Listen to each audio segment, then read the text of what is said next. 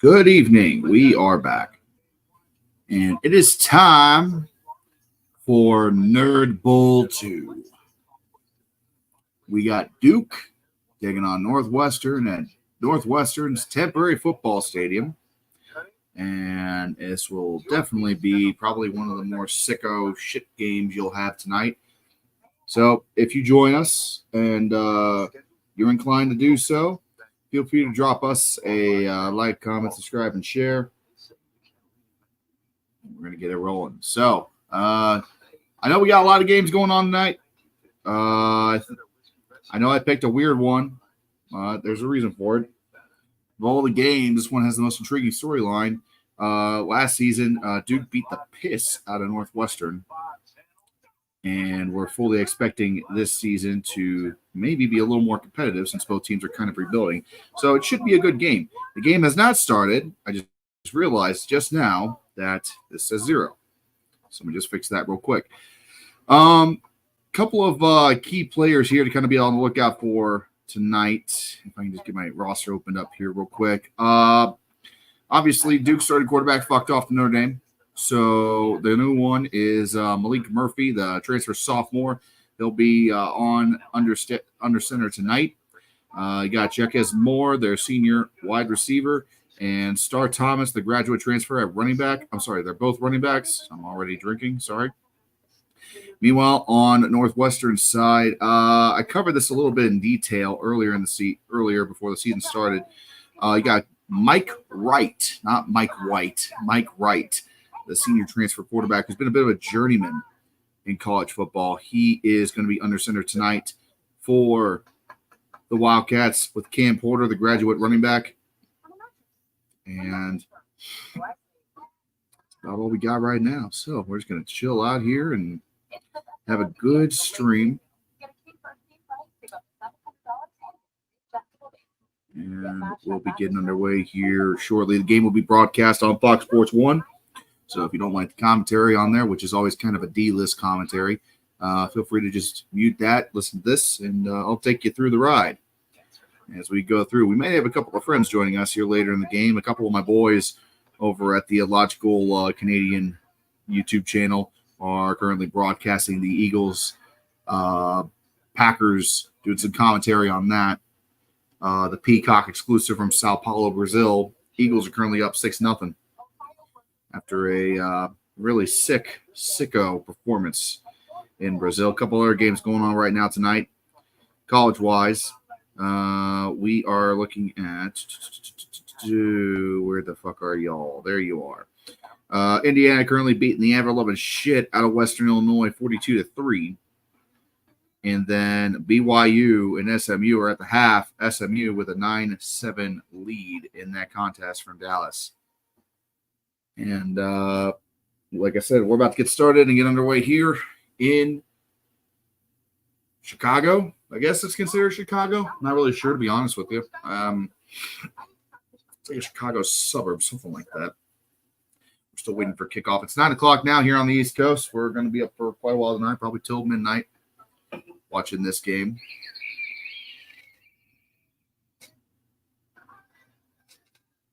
As we get underway and the broadcast has begun.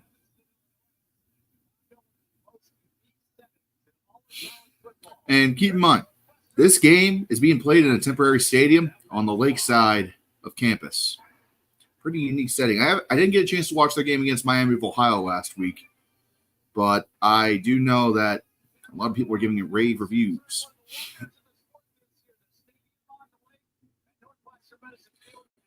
I'm dubbing this game the mistake on the lake because Jesus Christ, this is going to be some. Both teams are 1-0 coming into this game, taking care of business last week. So this will be their first test for both sides.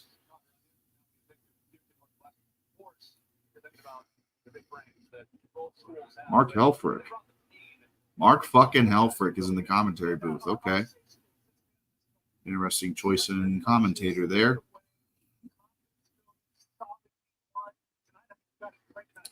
Yeah, I mean, this is going to be a good game. Honestly, it's going to be a good game. I know I thought about covering SMU BYU, but it's probably a good thing that I did. And that game is close, but it's kind of shit too. Like, there ain't a whole lot going on, a whole lot of dead action. I guess you could say. This has a good tagline, the Battle of the Nerds on the Mistake by the Lake, their temporary stadium.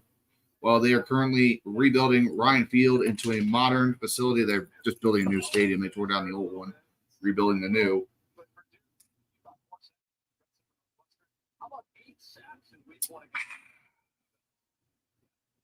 The drinks will wind up, ready to go. They're going through they're going over the once-overs here for everybody, the particulars. Duke played Elon last week, FCS Elon, and just beat the shit out of them. Northwestern played Miami of Ohio. Kind of had a tough time. Miami of Ohio has been pretty good in the MAC the last couple of seasons, though, so I can't be too surprised that they were able to put up a good resistance to them. Vincent Anthony Jr., one of their starting players. Wasn't he the running back? No, he is the God. Vincent Anthony Jr. Who the fuck are you? My depth chart. He's probably a defender. My bad. Yeah, I don't know much about this Duke Blue Devils team. I won't bullshit you. I'm not a professional commentator. I'm not a professional in commentary. How about doing that when I was younger? Probably would have been fired immediately because I would have been cussing out everybody the whole game.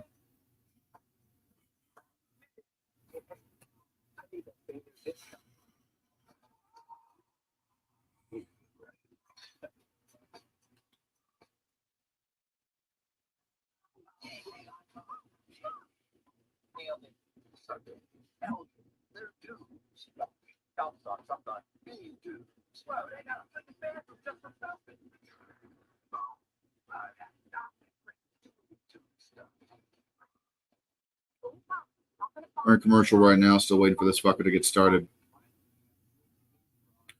As it stands right now, quick update on the Packers and Eagles in Brazil. Eagles inside the Green Bay red zone on 2nd and 11 as they are just getting underway in the second quarter. I will continue to provide updates as I get them over here on my end. And we're just going to have a chill stream tonight. I don't really have a whole lot of gags in store. We're just going to kind of call the game, and I'm going to work on my commentary skills. When they're offering fuel in the cars, about the store, blah, blah, blah, dinos. Well, I've evolved, and it's all about sharks.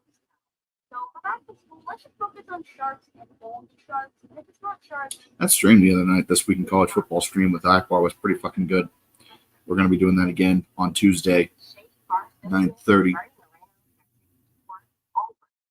A lot of people enjoyed that. And I mean, a lot of people enjoyed that stream. I was very, very happy to see all the people that came by to watch. So if you're listening to this after the fact and you want to catch us on a good stream, talking about the upcoming, the past week of this season, definitely feel free to join me for that. I'll have Akbar again next week, but I might also have another couple of people joining us in preceding weeks. We'll see what happens. And here we go. We are back, and it's time for kickoff. 63 degrees, 15-mile-an-hour winds there in Evanston. That's it, Evanston, Illinois. So the wind is going to be a heavy factor in the kicking game tonight as Manny Diaz, first season as a Duke head coach, is trying to take care of business tonight against Northwestern. Meanwhile, Northwestern's head coach, David Braun, who took over as an interim last season for Coach Fitzgerald, who left in disgrace, continues to ride a good wave of good feelings. And we're all set. The whistle's been blown. We are waiting for the kickoff here. Northwestern in their all blacks with the white lids. Duke in their classic blue, white, blue. Blue lids, white jerseys, blue pants. And we're underway at the temporary stadium on the lake. And that's going to be into the end zone for a touchback. And there's a flag down on the field. I am not sure why.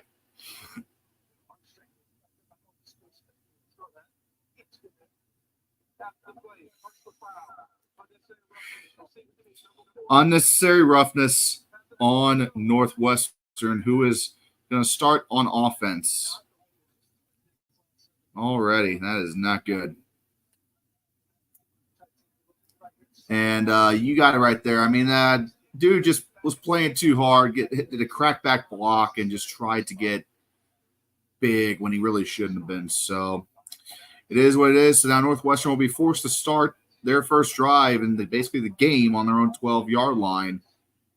As Mike Wright comes into the game. Last week against Miami of Ohio, he was 178 yards on passing, 65 rushing, and even had a rushing touchdown. So not a bad performance and a really shit performance overall by the team. 1st and 10 now, ball on the 12-yard line, and we got another flag. Fucking hell. This false start on Northwestern by the look of it. I saw somebody jump. Indeed. They'll back them up another 5. Now they're inside the 10. They're going to be starting on the 7 now. This drive is already off the fucking rails. Way to go. Dipshits. So, once again, 1st and, I guess, 15 now from the 7 for the Wildcats. Yep, indeed. Sending a man in motion. Wright takes the snap. He's going to hand it off at the middle, and it's going to break about 3 yards. That was Cam Porter, the running back on the carry there. 2nd down.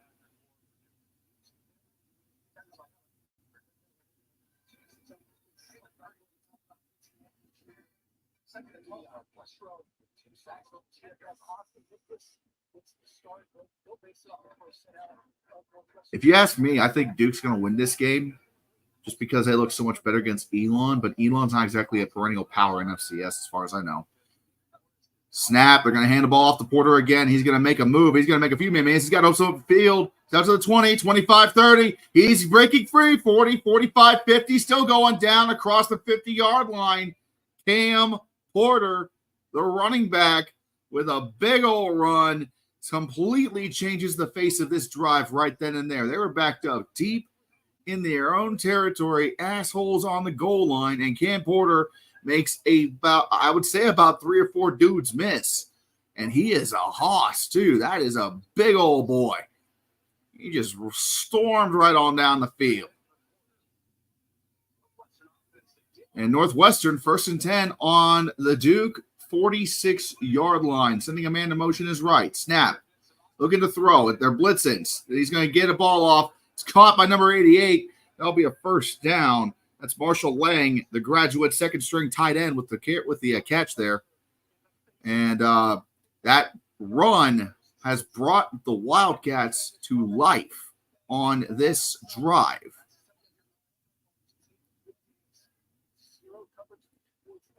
Big plays by Northwestern, completely shifts all the momentum that they had going against them. Moving forward now.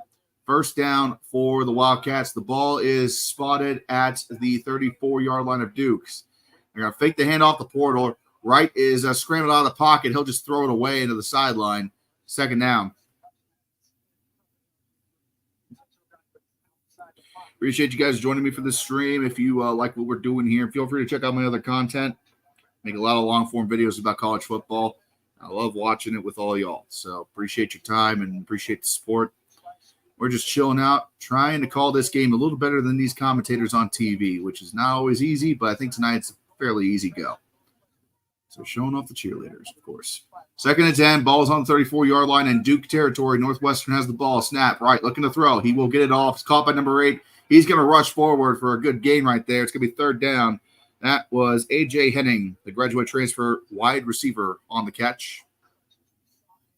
Nice little wide receiver screen there on the bottom side of the field, bottom side on the TV, I should say.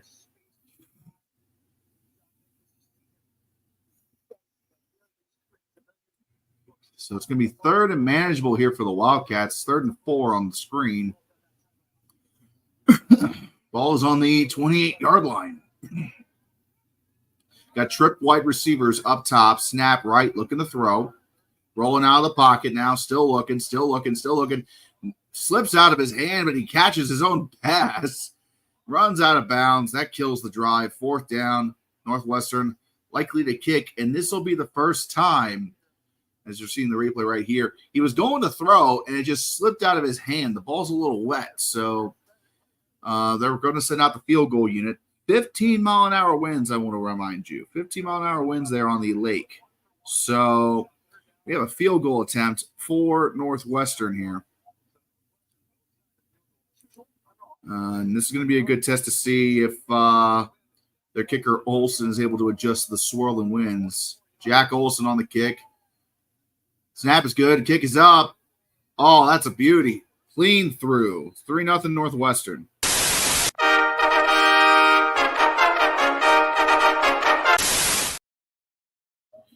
Beautiful kick. The wind was not a problem for Jack Olson on that. That goes sailing clean through the uprights, and it's a 3-0 game to start, which, considering where Northwestern was on the field, that's success. That is a huge success. They started on their own 7. Cam Porter breakaway for a massive run of at least 50-plus yards and stalled out at around the 25-yard line, but the field goal was through, and we have ourselves points on the board tonight. Going to do a quick check of what is going on around football. So we're going to start with the NFL once again, and it does look like the Eagles did indeed get a touchdown on their last drive, but Green Bay is driving with about 10.5 go in the second quarter. 7 for the Eagles, 6 for the Packers there in Sao Paulo, Brazil. That game is on Peacock. On Big Ten Network, we got Indiana against Western Illinois, but Indiana's smoking their FCS cousins. 49-3 in the third quarter. That game is pretty much done. You got to be getting reserves in at this point. And on ESPN2, BYU has the ball currently. SMU has the ball against BYU. SMU currently leads in the third, 13:41 to go. It is 9-7 in that contest. And that has all the football we have on tonight. As a reminder, we are going to be live tomorrow doing this exact same thing on commentary. And I'm going to be joined by my buddies Red Rubber Duckwind and Illogical Canadian. They're currently covering the NFL game. They're going to join me tomorrow for the biggest game this weekend, Texas versus Michigan. That's going to be streamed at noon on Fox. We'll be covering the game here. And that's number 3 in the nation versus number 10 in the Big House in Ann Arbor. We're also going to be covering at 7:30 NC State and Tennessee, the Dukes Mayo Classic. So week 2 usually is kind of a little bit of a letdown because everybody's just kind of playing a lot of FCS points. That's why I don't say what the majority is tomorrow. There's a couple of good games. Pitt versus Cincinnati on ESPN2 at noon is going to be a good game. Arkansas against Oklahoma State could be something good. Kansas State Tulane, that might be something good. There's not much else after that, though. Not a ton. Tennessee Tech's got to go to Georgia. Fucking poor bastards. We're back from commercial.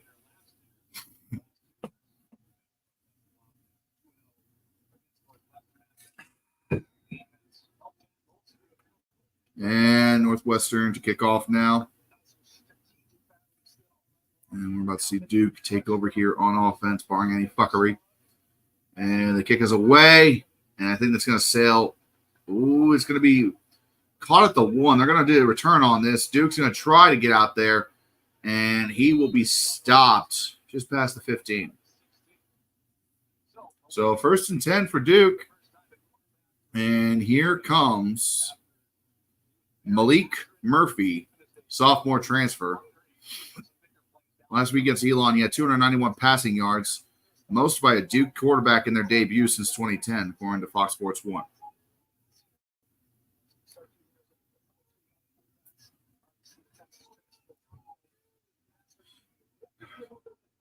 All right, 1st and 10, ball on about the 17-yard line for Duke. They're in an offset shotgun. They're sending the man out of motion. Murphy's going to hand it off up the middle.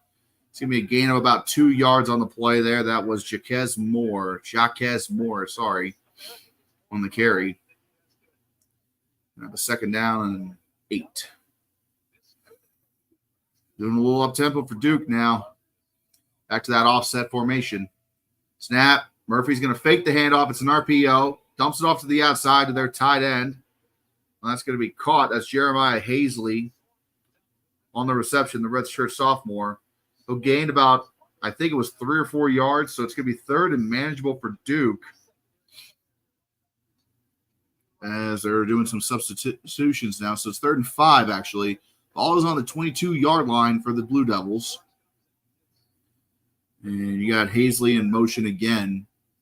He's going to line up on the line of scrimmage. The 3 wide receivers set. Snap. Murphy looking to throw. He gets it off. It is caught. It's going to be a 1st down. Pass was caught. Trying to figure out who number 2 is on the depth chart here. I don't have a number 2 on my depth chart right now. What the fuck is that? Morgan's. Okay. Snap, and that's going to be handed off to the outside again. And that's going to be a first down. Oh, nope, he's just short the wall. He's about a yard short. Who the fuck is that? Hagens? Samir Hagens. There he is. Goddamn, staring at my face the whole time. And here we go.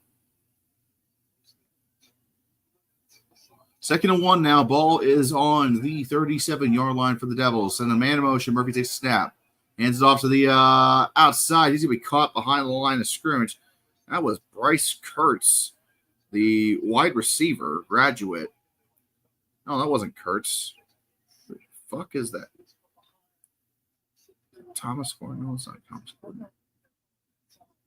My numbers are all jacked up here. I'm looking at the wrong page. That's why. I was looking at my Wildcat page. Oh, God. That was Star Thomas. My bad. What the fuck am I doing? This is some show. 3rd and 2. Hand off of the middle back to Thomas. He's going to break free all the way down to the 45 where he is stood up, but they're pushing the pile. He'll pick up a couple yards from the push on the pile. 1st and 10 for Duke. Inside the 45. Still in their own territory.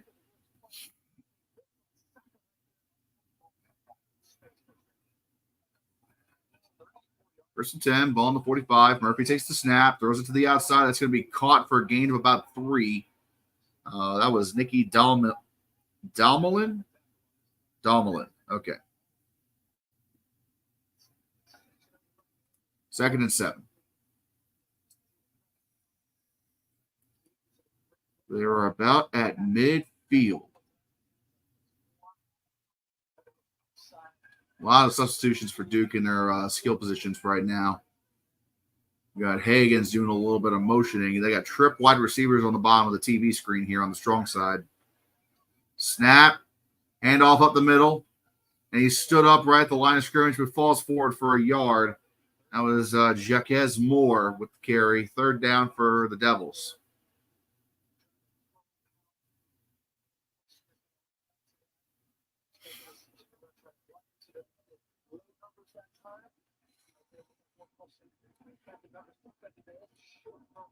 Spreading out the offense now. 4 wide out set on the offset shotgun.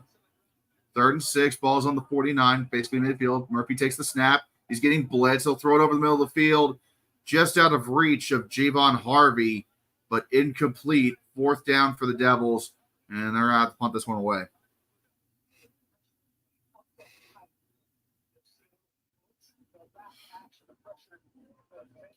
Northwestern rushed 5. It looked like they were rushing 6, but they were lined up in a mug. One of the linebackers rushed forward and then peeled back to cover the slant over the middle. All right, Duke is up to punt now. Gets it away clean. They're calling Peter. That's going to bounce. Oh, my goodness, what a punt. They're going to say that bounced out of bounds near the 4-yard line. So Northwestern just keeps getting buried in their own territory.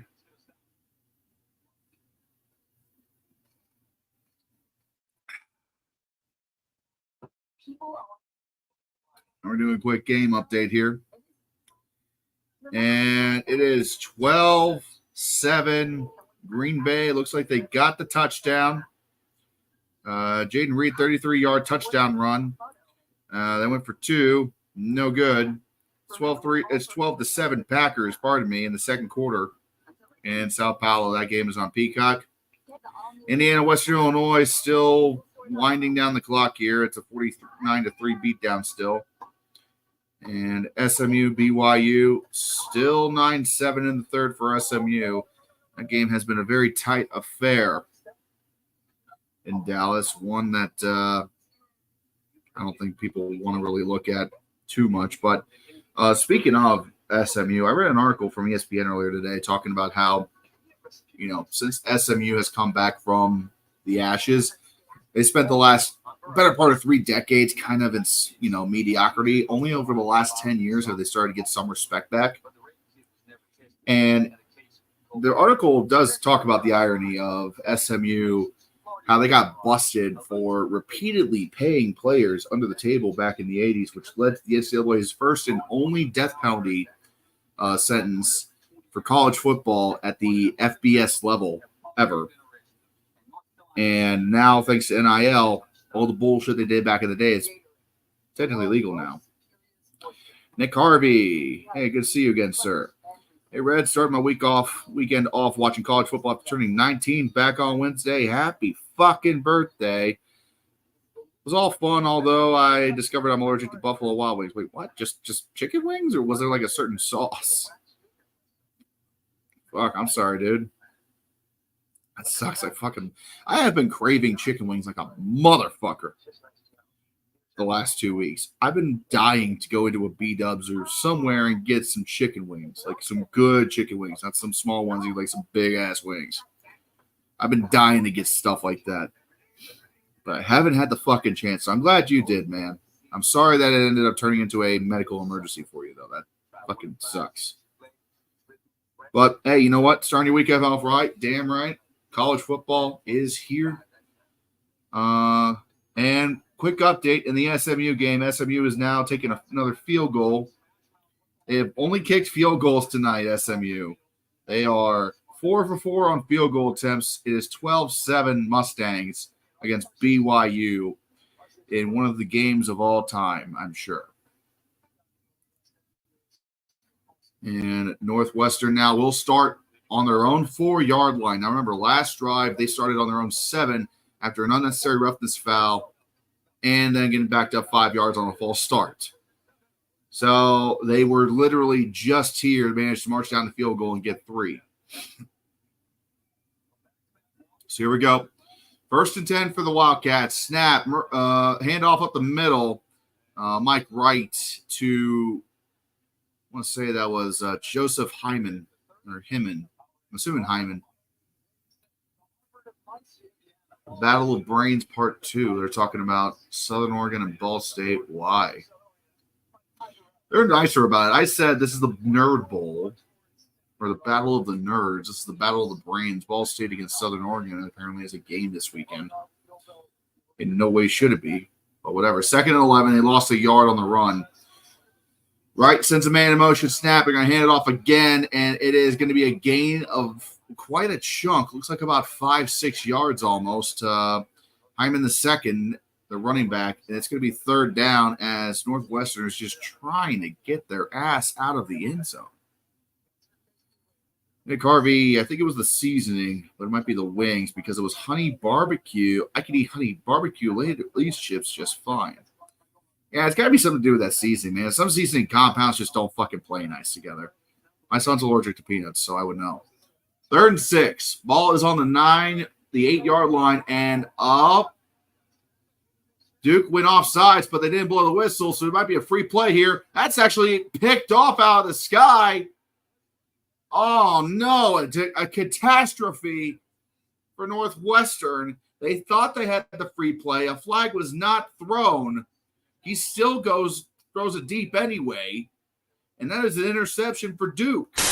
You want this ball? You want to take it from me. Take it from me, baby. It's mine.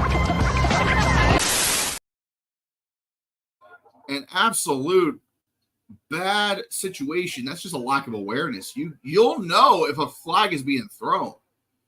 You'll see an official throw a damn flag. The fact that there was no flag thrown, you had like a solid 2-3 seconds before you snapped the ball to see if a flag would be thrown. Because Duke did jump off sides, but they got back behind the line of scrimmage. The center waited too long to snap the ball. And I was caught by Terry Moore, the junior from Duke. That's his first ever interception in his collegiate career.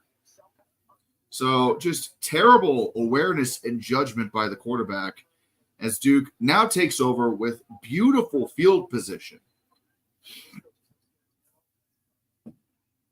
Let's see where they spot that ball. I didn't quite get that. They are on the 29-yard line in Northwestern territory. Murphy's going to take the snap for Duke. They're going to run a nice little sweep to the outside, and that's going to be a gain of about 8 yards as Jaquez Moore on the carry there is getting them close, but he is hurt.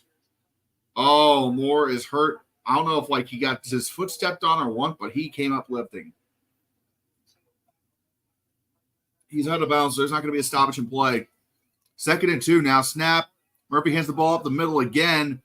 That's going to be enough for a first down. They're going to mark him at the 18-yard line. So it's going to be 1st and 10 from Duke again as Star Thomas is taking over, and Jaquez Moore is hurt. He is really fucking hurt.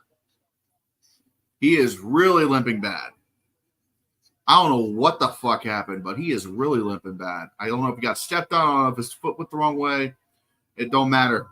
Duke is not stopping for shit. They're going to snap it, hand it off to Star Thomas again. He'll be stuffed right near the line of scrimmage. I'm going to say they give him 2 just because he fell forward. Looking at the replay now, and I think I am really not sure what happened. I think it was a turf thing. I'm not sure.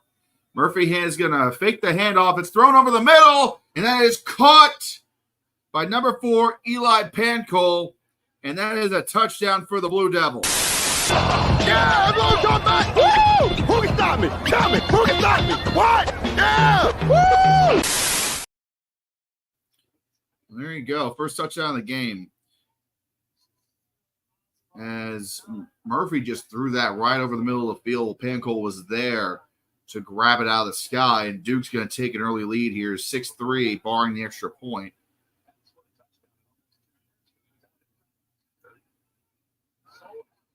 And that kick, it's kind of knuckleballed, but it is good.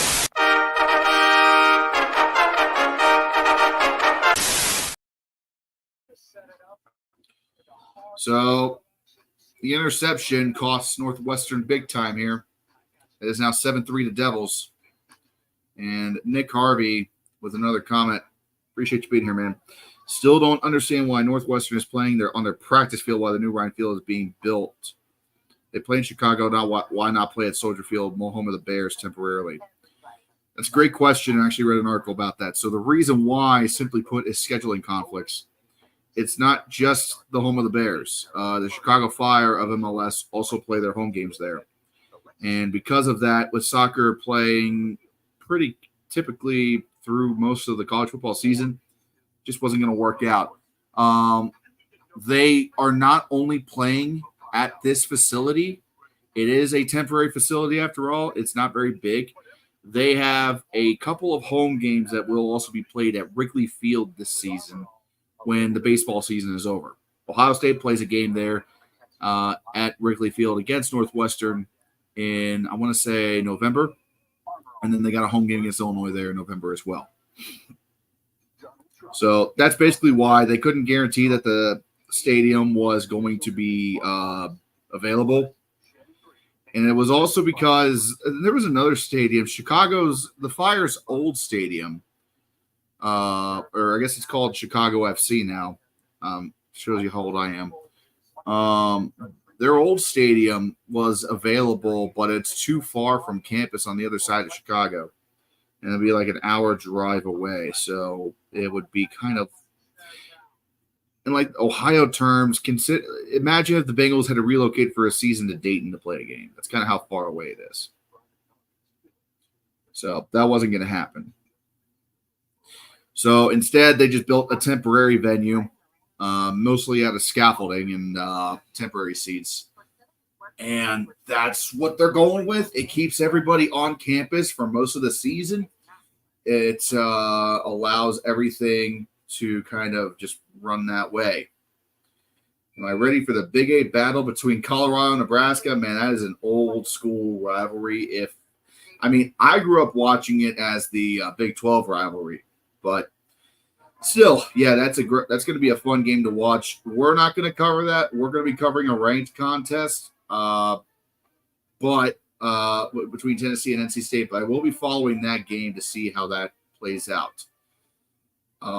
It is their second of their home and home series. I love that they're able to renew that rivalry. That's a really, really cool thing to see. They need to do that more often.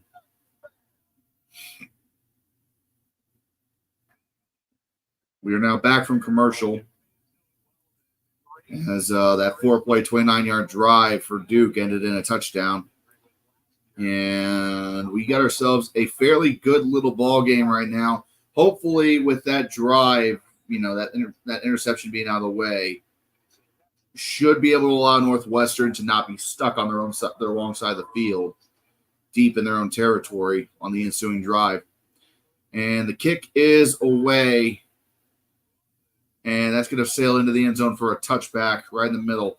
I think college is probably going to adopt the new kickoff style next season or the season after. Once the NFL really gets this one figured out.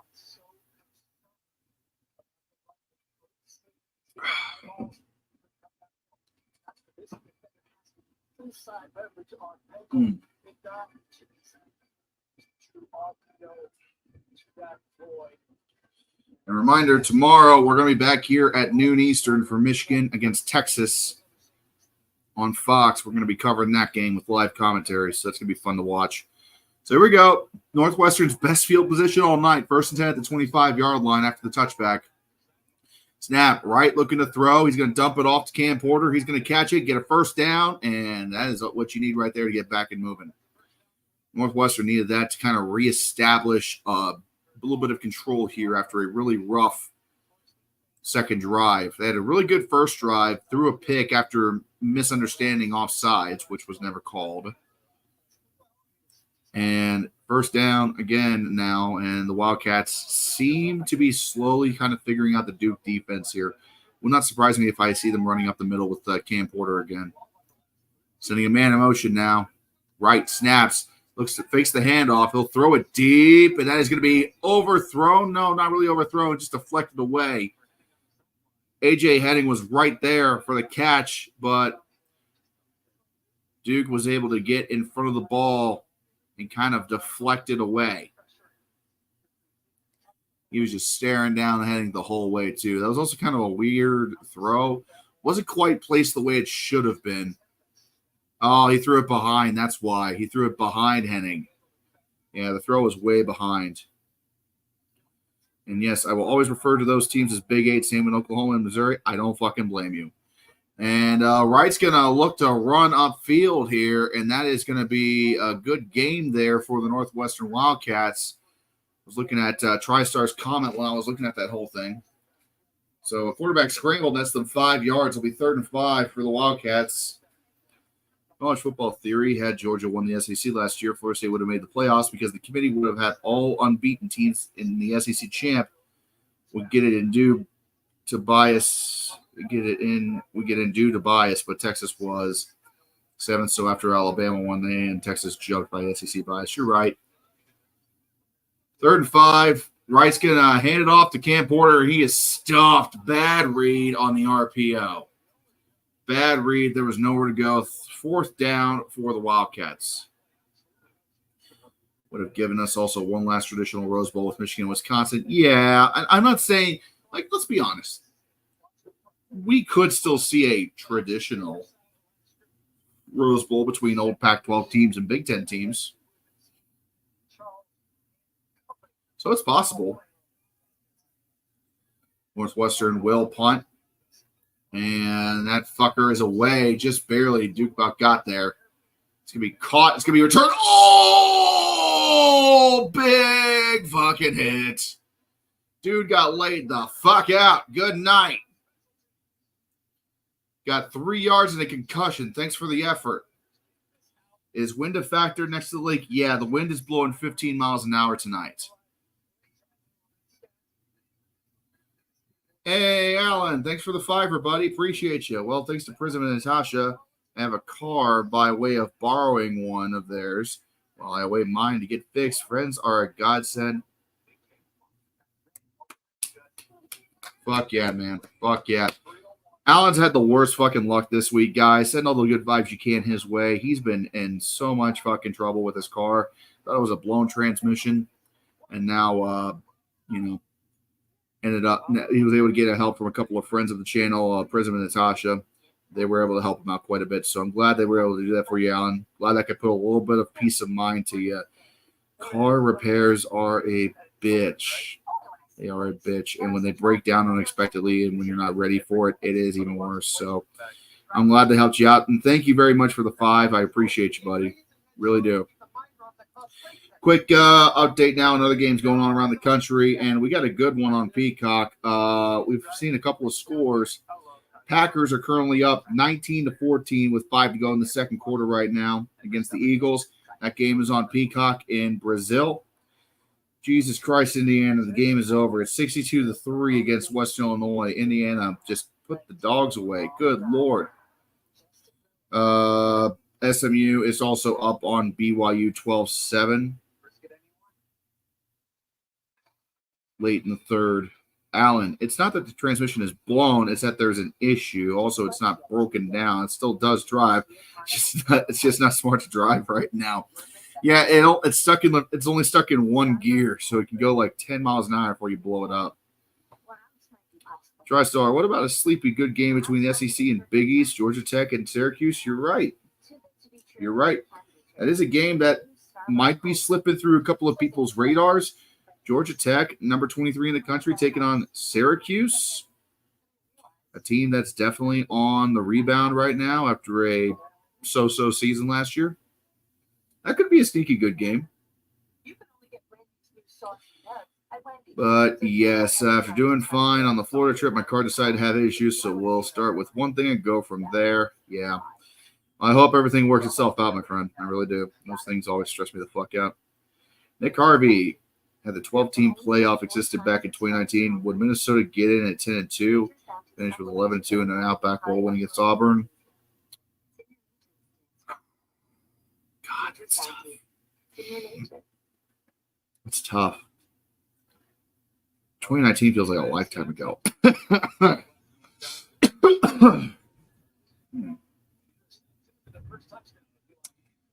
I would give that a solid maybe. I'm not 100% there at all. Here we go. 1st and 10 for Duke. Ball is on the 30-yard line. Snap. Murphy looking to throw. And that is nearly intercepted by the Wildcats. They're blowing the play dead. A couple of people thought it might have been picked off by one of the big boys there for a second, but no, not quite. Yeah, I don't know. I think it was like some quick little wide receiver screen. Yeah. It was a wide receiver screen that the quarterback just did not read. So 2nd and 10 now. Snap. Murphy hands the ball off. And that's going to be a rush of about 3-yard lines to Peyton Jones there. Biggest story for Duke right now. Jaquez Moore, the senior running back, is injured. I do not have a status on how bad the injury is, but he came up limping on one of their runs on their touchdown drive on their last possession. So we shall see what happens there. 3rd and 7 now. Ball's on the 33-yard line, and Duke is, having everybody motion out to an all spread out 4-wide set. Murphy takes the snap, looking to throw. He's being rushed out of the pocket, has hands all over him, but he will break free, slide down at the 35-yard line. And that's a 3-and-out for Duke. So a great stand there by the Wildcats. Giving up a touchdown in the last drive, able to hold off the Devils to a 3-and-out here, and that's going to help out with their momentum a little bit. Now I'm talking about the car. Drive's fine, and it's just that whatever the issue might be, it does not need to be exasperated. Prism's car is from 2004. Feels like an eternity ago. It's free back then. You're damn right it is. I was 8 or 9. Punts away for Duke, and that ball's going to bounce. Oh! Returner muffed it, and he's going to start returning the ball from the 10, and he is down at about the 12-yard line. And a scary, scary play for the Devils. The ball was bouncing away from the returner, and stupidly he put a hand on the ball, and that makes it a live ball at that point. So, yeah, not great. But now they're back deep in their own territory again. Notre Dame making the Big Ten look good. Yeah, that's kind of a given. The hilarity is Prism locked their wallet, keys, and phone in the car. Had a cop helping it. Took a civilian with a screwdriver and a wedge to finish. Jesus Christ. That's insane. I've done that before myself with my own car. It's a pain in the ass. The cop was able to open it, though. 1st and 10, they're going to do a wide receiver Wide receiver screen to the outside, Northwestern does. And then it's going to be caught by Calvin Johnson the second. And now I am wondering if he is related to the Megatron. One moment.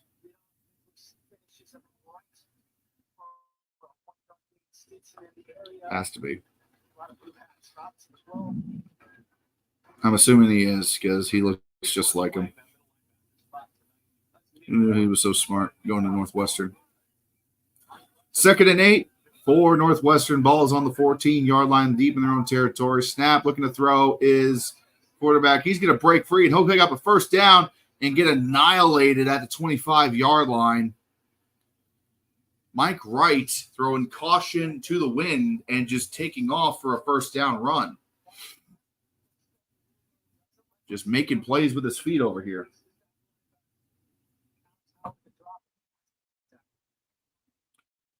Lower third scoreboard is showing the NFL games. Apparently, the Vikings are only a 2-point favorite against the Giants. If they lose to Daniel Jones, I'll be so disappointed. You won't be the only one. But it's the Vikings. They're cursed. And speaking of curses, this game is already through the first quarter. As it is, they're going to flip fields now. It is 7-3 Devils at the end of one. God help us. This has been one of the games of all time. So, taking another quick look around football. Got 2 minutes to go in the second quarter right now in Brazil. Packers are still winning 19-14, but the Eagles are driving. They got the ball in Green Bay territory. No, we'll check back with them later. Meanwhile, around college football, the pummeling continues in Bloomington as Indiana is just beating the fucking tar out of Western Illinois 63-3. Jesus Christ, end the fucking game. Meanwhile, BYU is finally on the board. They just scored a touchdown for a 9-yard run for a touchdown. And BYU now has the lead. If they get the extra point, it will be 16-12 BYU. That game is on ESPN2. They are playing in Dallas. TriStar, you should do Legacy Failure in Kentucky. I don't know if Legacy of Failure is the right way to do that. Because here's the thing. It would be so easy to tell Kentucky, fuck you, your football program sucks. And then all their fans will inevitably show up on the video and be like, yeah, what about our basketball team, though? So I got to be careful with that. I can't just say, well, fuck you, Kentucky sucks, and they're never good at football. Football has been long an afterthought for the Wildcats. I honestly don't even know what their best finish is in the APL time. Let me look that up real quick. Un momento, por favor.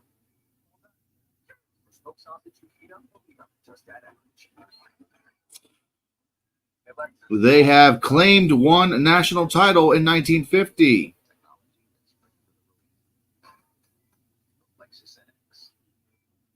What the fuck?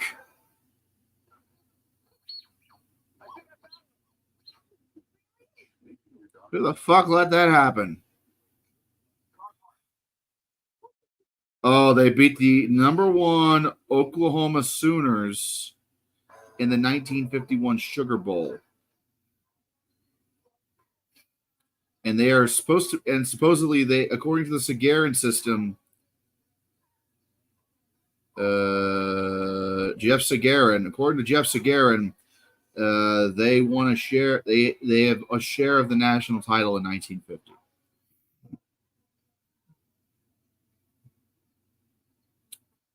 Well, there you have it. Well, by definition, that immediately takes Kentucky out of the conversation for legacy of failure because they have won a national title. They do claim the national title, and it's a very solid claim because they did beat Oklahoma, the number 1 team in the nation, in the Sugar Bowl in 1951. So, no, I cannot do a legacy of failure. I could do a different kind of video on that, but I cannot do legacy of failure by definition.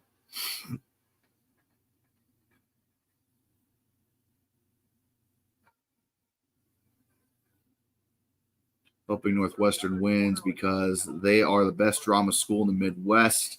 And I was in theater in high school. Plus, I'll never forget Duke destroying my hometown, North Dakota State, in March Madness in 2019. Oops. Woof. Well, there you go. We've learned something new tonight. We learned that Nick Harvey is a State fan, although I think he told me the other night, actually. And Kentucky has won a national title in football. Northwestern hands the ball off, and he's going to break free for about 8 yards on the carry. And that was Caleb Kamalafe, the redshirt freshman, on the carry. And it'll be second and about 1. Wait, that's coming back on a flag. Holding Northwestern, 10-yard penalty, repeat first down. Shit. Have you ever had Culver's? And if not, why haven't you tried it? Culver's cheese curds over Dairy Queen cheese curds. I have had Culver's, actually. Believe it or not, despite being a Woody Hayes-loving Brutus Buckeye enjoyer, Ohio State fan, I have frequented through the state of Michigan because I do have family that live far, far up north in like the upper part of the state near Lake Huron. And I did have Culver's on one of those trips. It was all right. I had one of the burgers. It was okay. Snap, and they're gonna throw the ball to Hyman the second. He'll pick up a good chunk of yards there, get out to the 20-yard line. It'll be second down for Northwestern. I don't mind Culver's one bit. It's good. I had a shake with it too. One of their milkshakes. They call it something else over there. It had like it was so thick you could hold it upside down like a DQ thing. But yeah, I mean it's okay. It's not something world breaking. Like it's not Chipotle. Second and 16, ball on the 20-yard line. They're going to hand the ball off again, and it is going to be stuffed. They'll lean forward, gain a few yards anyway, but it's going to be third and long.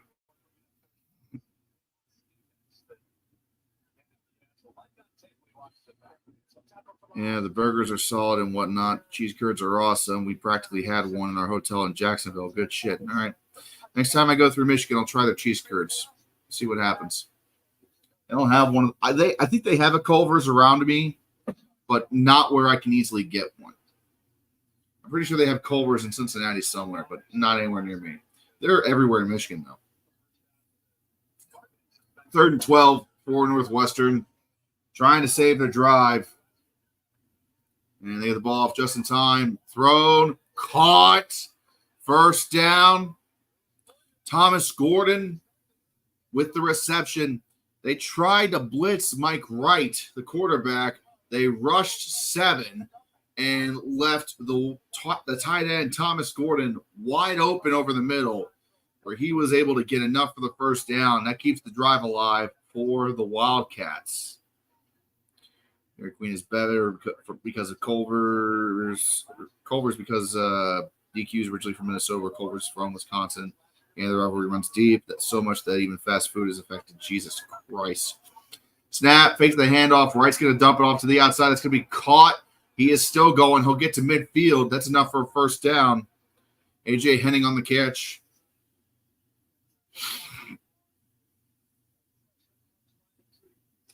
And Northwestern is starting to put something good together here. Fake the handoff to Kamalafe. And the wheel route to the outside works perfectly. First and 10 now. Ball is just barely inside Duke territory on the 49.5-yard line. And now that's going to definitely be a flag for offsides as Wright's just going to step out of bounds, trying to get the free play off, but it just did not work. And that will be an offsides penalty, and that will be the first penalty against Duke all night. Nerd stop. Someone posted the whole SpongeBob movie on Twitter, and I saw it for the first time. Great movie. So SpongeBob is B movie now. And they did confirm it's offsides on Duke, so that is I mean, he had a couple guys downfield that he could have thrown it to, but They just rushed him out of the pocket real fast, and he just didn't even get the chance. So it's 1st and 5 for the Blue Devils. Ball is at the 44-yard line for, 1st and 5 for Northwestern. Snap, right, throws it, caught by Henning again. He's out of bounds, but it's enough for a 1st down. Northwestern starting to threaten here in Duke territory. They're on a tear. You have one near Dayton, at least 4 outside Cincinnati, 7 or so in the Cleveland-Akron area, give or take, another by Mid-Sports, so Mid-Ohio Sports Car Course. Yeah, I had one over in Forester, Michigan, something like that. I can't remember the name of the town. Small town just off of 71 North. 75 North, actually. 1st and 10 for the Wildcats. Timeout being called. They couldn't quite figure out what the fuck they were doing. So timeout on the field. And it'll be the first one of the half for Northwestern. I got to stop confusing the teams. I don't know how I'm doing that. And we are going to commercial.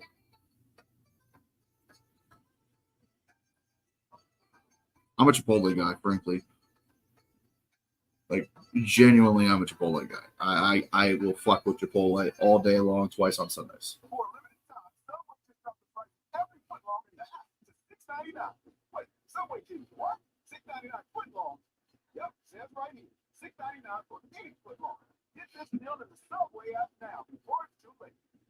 So how long have you been here? And how are the restaurants around here? Are they good, bad, bad? In commercial. Sorry, guys. All right, do a quick update again. And what are we doing in Sao Paulo? It is halftime. It is 19-17. Packers lead the Eagles in Brazil on Peacock. Meanwhile, in the rest of college football, Indiana, stop it. Stop it. Indiana up 70-3 on Western Illinois. For fuck's sake, they are already dead. And SMU has the ball early in the 4th quarter. They're down 15-12 against BYU.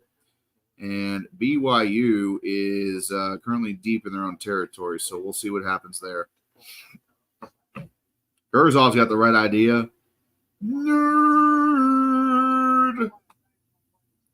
And then you got our game. That's all the football there is on tonight. So ideally, when the football game in Brazil is over, which it might be before we're done tonight. I think it will be at least. And then you got BYU and SMU done. And Indiana finally quits beating up Western Illinois and just kneels the ball the rest of the game. You know, might look a little bit better. I have a few more people joining us here soon. We'll see. And a couple of guys, Illogical and Duck, they're covering the game in Brazil right now, and they'll be joining us live at the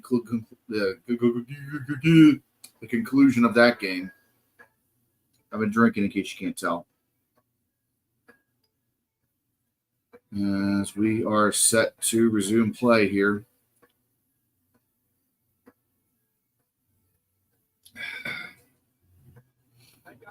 Ten and a half to go in the second quarter. Duke is up 7-3 on Northwestern. As we come to you by the Mistake by the Lake in temporary stadium there on the campus of Northwestern University. 1st and 10 for the Wildcats. Northwestern Medicine Field at Martin Stadium. The Mistake by the Lake. It's a beautiful little place, though. Not bad for a temporary stadium. Snap. Right, looking to throw. Rolls out of the pocket. Looking, running, taking off. Still in bounds. Tiptoes all the way to the first bound marker. And that is another first down for the Wildcats. And the Devils just really cannot seem to contain this quarterback. Really hoping for the tie in Brazil because I want neither team to win as a Vikings fan. I can't stand the Packers, and Philadelphia sports fans are the most toxic and rudeness fans in all of sports. They're so rude. They're not even rude. They are rudeness. They are the definition of rude. Yeah, I feel sorry for your allegiance, man. The Vikings just can't catch a fucking break. And that's going to be a flag. The right guard twitched, and that is going to be backing up Northwestern 5 yards. They've already had their fair share of penalties tonight. Just not great. Indiana, you need to stop beating up Western Illinois. Indiana is up 77-3 on Western Illinois. For fuck's sake, quit trying. Just take a damn knee. Why do you do this? What are you proving? It's your second FCS team in 2 weeks. Stop it. Get some help. 1st and 15 for Northwestern. They are in Duke territory on the 32, and they're going to hand the ball off. And that's going to be a gain of a couple there.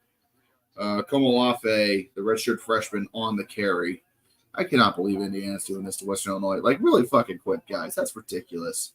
My girlfriend's an Indiana fan and whatnot. I'm sure she'll be happy to hear about how bad they beat up Western Illinois. But, man, the game was over like 4 touchdowns ago. Stop it. Take a knee. Don't even run the ball. Don't run any more plays. Just take a fucking knee. 77 points. This is a basketball, Indiana. You don't have to have the same number of points as your basketball team. 2nd and 12. They're going to run to the outside, and Komolafe is just devoured in the backfield. I mean, Jesus Christ, that went nowhere quick. 3rd and a mile now for Northwestern. They're even out of field goal range now, I think.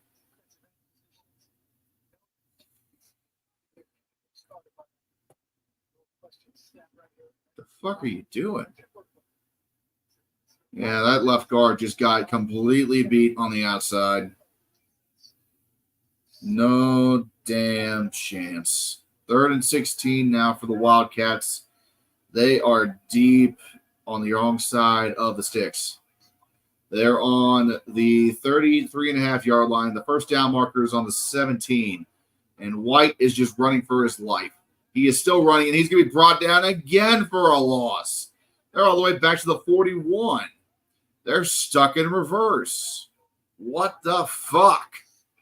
Like, no, genuinely, what the fuck? What the fuck was that? I don't fucking get it. Like, literally, you guys just collapsed on a whim. You've had a pretty good drive strung together. 1 false start penalty, everything falls apart. I don't even think they can't even kick a field goal. They got to punt the ball away now. So they have an attempt at least to pin Duke deep. And it's muffed. It's muffed. Hold on. It is muffed. Who's got the ball? Who's got the ball? Northwestern says it's theirs. It is Northwestern ball. A miracle for the Wildcats. Duke returner muffs it just barely enough. And, there you fucking go. What the fuck was that? Hey!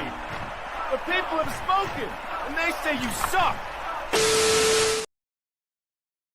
Fucking ridiculous. That is the dumbest shit you could possibly do. Literally, he had it, and then the ball just fell on his feet.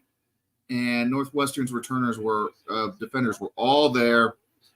So, there you go. So the Wildcats now have a chance to redeem themselves after an awful ending to their last drive. 1st and 10 in the red zone. The ball's on the 11-yard line. Duke is pinned deep here with their ass on the goal line. Snap, hand the ball off to the middle of the Porter. He'll gain a couple. So they'll be just inside the 10. Nick Harvey. Why is a basketball school like Indiana demolishing Western Illinois so much this bad? This is so bad. I now understand why Western Illinois left the Missouri Valley last year. Sad, though, it cost the Bison an easy win. Jesus Christ. Martin White II. I thought these schools were filled with brainiacs. Yeah, so did I. But alas, you're dumb enough to drop the punt. Literally, he had it on his chest, and the ball just right onto his feet. It was over. 2nd and 8 for the Wildcats are on the 9-yard line. Wright goes to throw for the corner. Caught but out of bounds. Stepped out of bounds. And we got another flag down. I think this one's going to be on Northwestern again.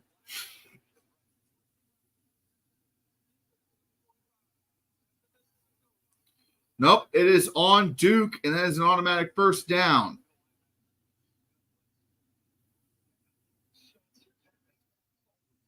First and goal for the Wildcats. I didn't quite make out the call. It looks like that they're calling roughing the passer on that. Are you serious? Dude. Yeah, his arm hit his head, but no. These refs need to be fucking going to Northwestern and Duke. Jesus Christ, that was a dumb penalty. Well, in any event, first and goal for Northwestern. Ball is on the 5-yard line. They got trips, wide receiver set, and they're going to hand off to Cam Porter, and that's the easiest fucking touchdown Northwestern's going to have all season.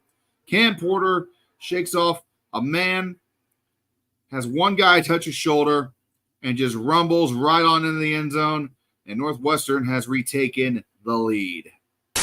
Yeah, everyone's on back. Woo! Who can stop me? Tell me. Who can stop me? What? Yeah! Woo!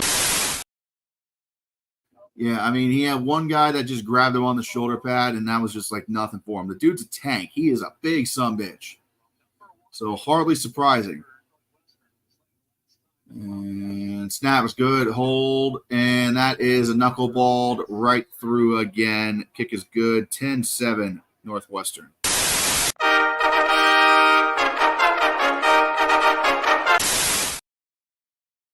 There you have it. Both teams have made mistakes. Both mistakes have caused points for the other side. Battle of the nerds. Me versus who? I don't know, man. Who do you consider to be the nerd here? I'm definitely not one of those nerds. I am by far the least nerdy son of a bitch. Alan Nadeau, a new track score record. Indiana 77 points in a single game. Yeah, and it's still not over. Indiana still has just under 6 minutes to go in the game against Western Illinois. They got to end that shit now. It's like I've heard the legendary story between Ohio State and Michigan in the 1905-1906 game. It was 86-0 at the half, and the referees pulled both teams together and said, "Listen, boys, it's 86-0. It's halftime. And then we've had just about enough here. I think we're going to call this game." Yeah, the drama club is beating the basketball school in the battle of the nerds. You're damn right. This is what I wanted. Everybody embracing the battle of the nerds. I called it Nerd Bowl, but Battle of the Nerds is a much better name. It honestly is. This is why they don't ask me to name shit. Are they back from the half in Sao Paulo? No. Still at the half in Sao Paulo, Brazil. That game is still at the half. Packers 19, Eagles 17 on Peacock. If you have it, cool. If not, go check out my buddy Illogical. He's currently doing the live stream of the game. Commentary for it, I should say. BYU and SMU are still in the battle. 12.5 to go in the fourth. SMU has the ball. 15-12. BYU still leads.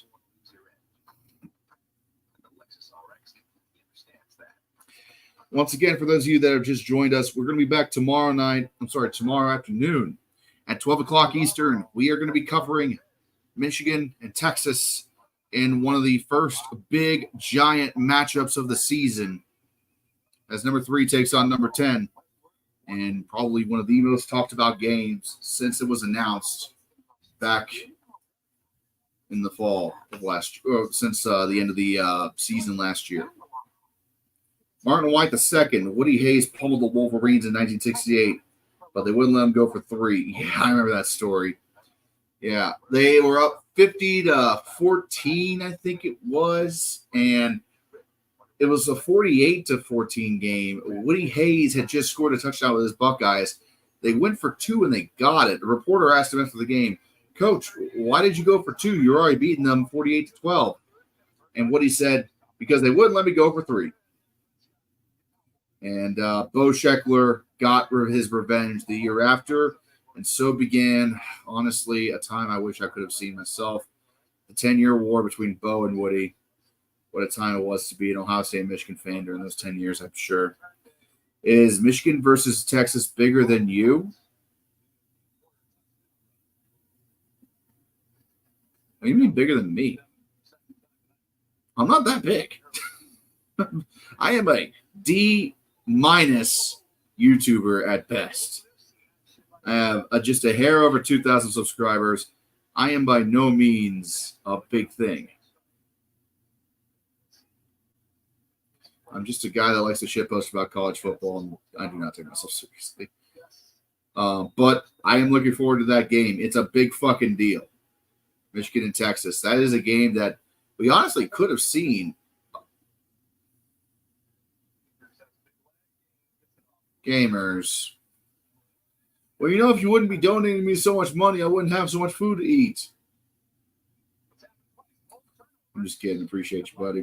That ball is kicked out the back of the end zone for a touchback. And Duke needs to do something here. We got a good game right now for the Battle of the Brains. We got a good game right now. Both teams making mistakes. Both teams capitalizing on said mistakes. And Malik Murphy back in under center now with 6.5 to go in the second quarter. They're going to start on the 25-yard line. All right, Murphy takes the snap. He's all alone. It's going to be a wide receiver screen to the outside. It's going to be caught. Gain of about 4 on the catch. That was Jordan Moore with the reception there. Second down.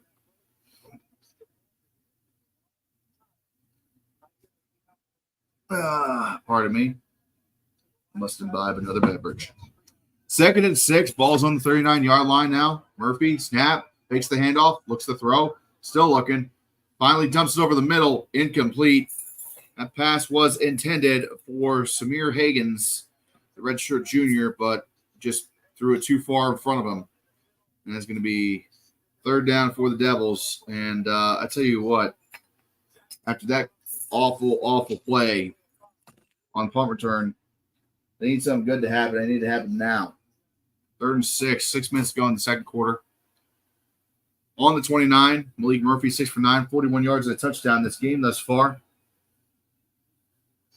See what he does here. Snap, Murphy looking to throw. Still looking. Steps up in the pocket. Throws it. And is plucked out of the sky and caught by Jordan Moore, the wide receiver graduate.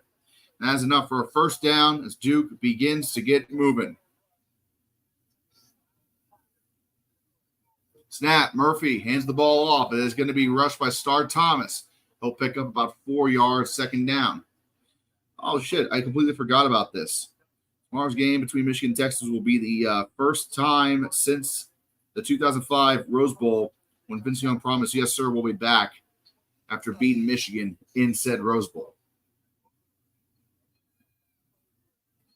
And they did, and they went on to win the 2006 national title in Pasadena. Murphy fakes the handoff to Thomas, is deflected, incomplete. It got past the line of scrimmage, but the deflection was enough to knock it off its trajectory and fall down to the ground. So it's 3rd and 6 now for the Devils. 5 minutes to go in the second quarter. Ball is on the 44-yard line. A lot of substitutions happening real quick. Duke keeping the tempo up. Northwestern definitely playing a more traditional speed, traditional pace. Duke, hurry up tempo. They got trips on the strong side of the field. Wide receiver trips. Murphy looking to throw. He chucks it, and that is off the fingers of Moore. Incomplete, 4th down. Moore came back, grabbed the ball, but it just bounced off the fingers.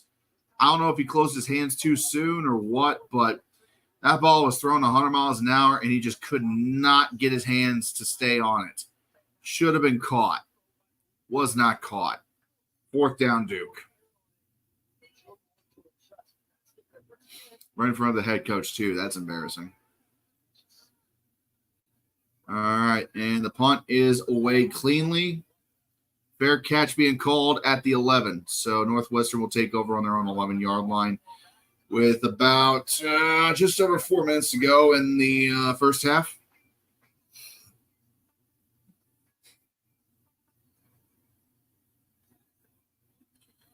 Checking out some other scores from around the country. In the NFL world, they just kicked off the second half, and what the fuck? A.J. Brown caught a pass from Jalen Hurts for a 67-yard touchdown. Eagles lead 24-19 over the Green Bay Packers. That's a back-and-forth affair. Streaming on Peacock exclusively, so don't go looking at NBC. They ain't carrying the game. Indiana just trying to get this the hell over with. They are still winning 77-3, but thankfully there's only a minute left in the fourth quarter, and this one's fucking over. Finally, in Dallas, BYU still leads 15-12 with just a hair over 9 minutes remaining in that game. SMU currently has the ball in BYU territory. We'll continue to follow those games closely, at least the BYU-SMU game closely, as Indiana just obliterates Western Illinois. They need to restrict these teams to just one FCS opponent a season. You shouldn't be playing more than one FCS opponent a year. I'm pretty sure that means that this win doesn't count for Indiana in terms of like being bowl eligible. Not 100% what the rules are there. Streaming is complicated. I would say it sucks because if you have stream exclusive, and you're not attached to cable and you already own it, then whatever. Like I got Peacock, but this isn't an NFL channel. This is a college football channel, and I don't have a dog in the fight for either one of those teams. Right? Watched the Chiefs game for a little bit last night, and I fell asleep. I know, and I missed that game-ending play too, which was insane in the aftermath. But I don't own cable. I have to have a streaming service to watch this. It's cheaper than cable, frankly. So streaming, it's kind of a double-edged sword because then you have games like the one in Brazil where it's a Peacock exclusive, which means the audience is going to be limited, but it's the NFL, so everybody's going to fucking buy the streaming service anyway. So it's the way forward, honestly. Cable is just going out of fashion. It's not going to be around in 10 years, I'm pretty sure. And if it is, it'll be in a really reduced, small capacity. People just don't want to deal with cable packages anymore. I don't know what to say there. That's why the regional sport networks are dying. That's why the Reds, for example, are going to be leaving their regional network in Bali Sports. And Indiana played FIU last week, and that Indiana game against Western Illinois just went final, and our long national nightmare is finally over in Bloomington, and Western Illinois can lick their wounds and go home after soundly getting their asses whipped for 60 minutes. Yeah, Indiana took care of business against FIU. That was a 31-7 game, so you are right. I thought they played two FCS games. It just looked like they played an FCS team, as that was a handoff for Northwestern, and they ended up falling into the backfield, so it's going to be 2nd and 13 for Northwestern now, deep in their own territory, as they're showing off some of the stadium right now.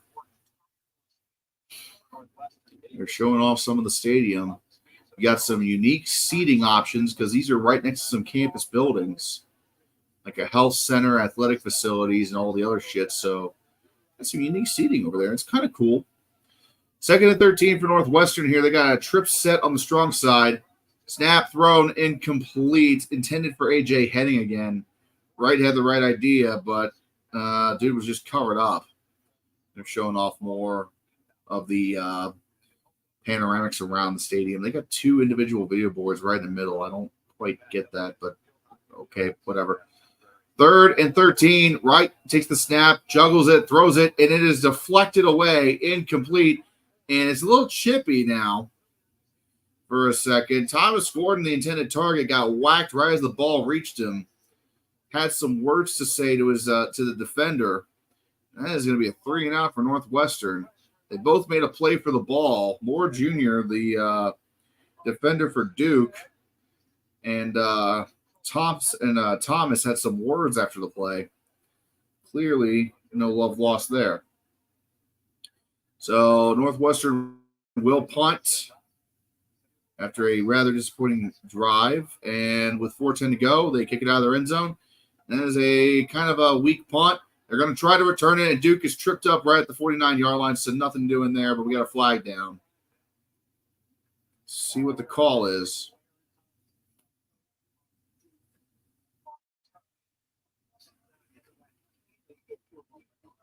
Let's see what the call is. We got holding on Duke. 10-yard penalty from the end of the kick, so Duke keeps possession, but they back up 10 yards, which, I mean, you're already near midfield, so that's still pretty good field position. Not a big hurt there. Nick Harvey, the period between 2007 and 2009 where the BCS games were on Fox, but the Rose Bowl was contractually obligated to be on ABC was weird because it was still a BCS game, but due to different networks, it didn't have BCS branding. It did. They still said the Bowl Championship Series in the end zone, for example, in the Rose Bowl. They just didn't show Fox. They had a little grouping of stars underneath instead.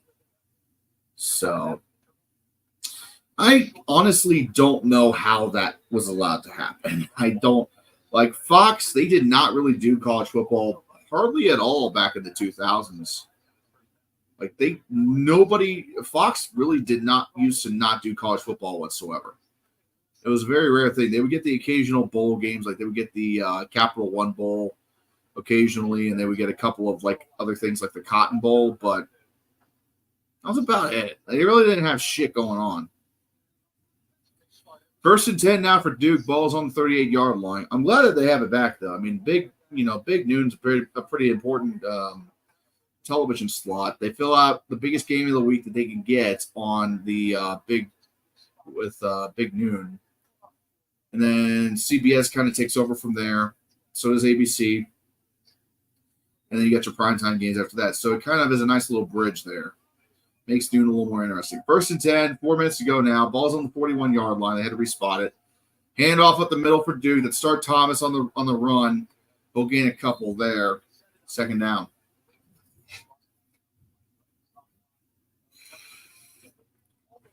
Clock's still running. Duke might need to make a couple of plays here. We do have the 2-minute warning and 3 timeouts still for Duke.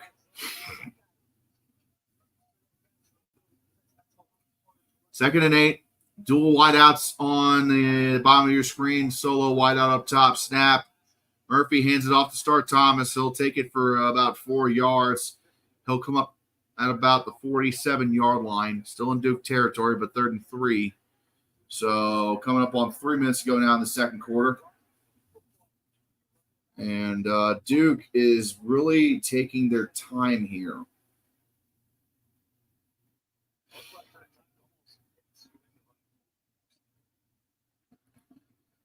Third and 3, ball on the 48, actually. Snap. No. Fakes me too. Calling an audible real quick. 10 seconds to go on the play clock. 9, 8, 7, 6. Still going. Come on. Snap it. Snap it. Snap it, you dipshit. Malik Murphy does snap it. Rolls out to the outside. Looks to throw. And that is tossed. Intended for Pancol. Eli Pancol caught a touchdown earlier. And incomplete. Great defense there by Northwestern. And Duke is fucked. They're going to have to punt. Martin White. Pretty sure the BCS was the only college football they had back then, and now Fox has really upped their game. Now people are debating Big Noon kickoff versus College Game Day. In my opinion, with Pat McAfee, it's not even a contest. College Game Day still rules. You still got Lee Corso. You still got the gang all there. Big Noon can make a case as the punt is caught and fair caught, I should say, at the 10-yard line where Northwestern will start. You can make the case for College Game Day. And some people don't like Pat McAfee. I fucking love Pat McAfee. He's just so unhinged. And as a man that is really unhinged on my own part, in my own content, of course I fucking enjoy it. He's a bro. He's unhinged. I'm a bro. I'm unhinged. I'm a little less unhinged than he is because I don't have millions of dollars in ESPN to, feed into. But if I did, I'd probably be doing stupid shit like he does, and it's all in good fun and entertainment. The one thing I really want to see people stop doing, stop ganging up on Pat McAfee because he's trying to have a good time. I'm sorry. You want old heads talking to you about college football? Too fucking bad.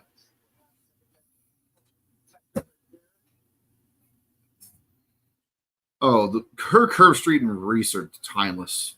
That shit's just timeless. And Herb Street, it's not just because he's a Buckeye, it's timeless, man. And I'm not sure what's going on. Well, we got an injury on the field for Duke.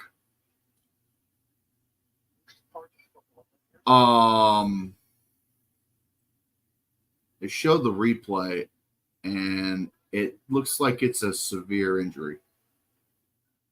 It's the knee, I think.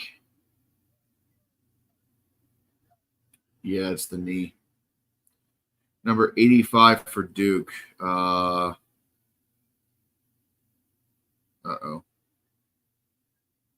That might not be good.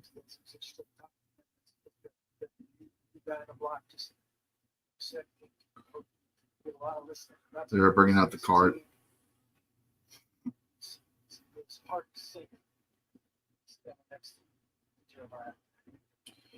That was Jeremiah Hazley, who we saw get a couple catches already tonight.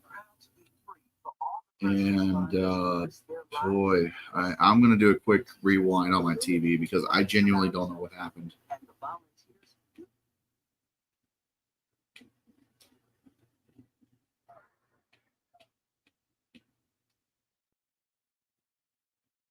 Just bear with me a second, guys. I'm trying to figure out what happened.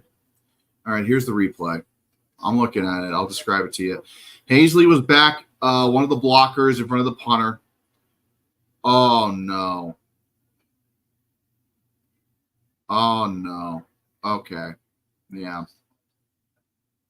Okay, so he went to block his man, and I guess he just planted his foot wrong. And I think he might have torn his ACL. He immediately reached behind his leg, right around where the ACL connects to the kneecap. And I think he tore his ACL, and I think that's the end of his season, which that's terrible. Especially this early in the year. And the whole team, they're crowding around they're gathered around their brother, who is definitely not going to play again this season. Immediately reached for the back of his leg, right behind the knee, just above the kneecap, but behind it. And I would bet money that that's a torn ACL or at least a torn hamstring. Either a hamstring or an ACL, but it's definitely a major tear. And non-contact, like he was taking a block and he was trying to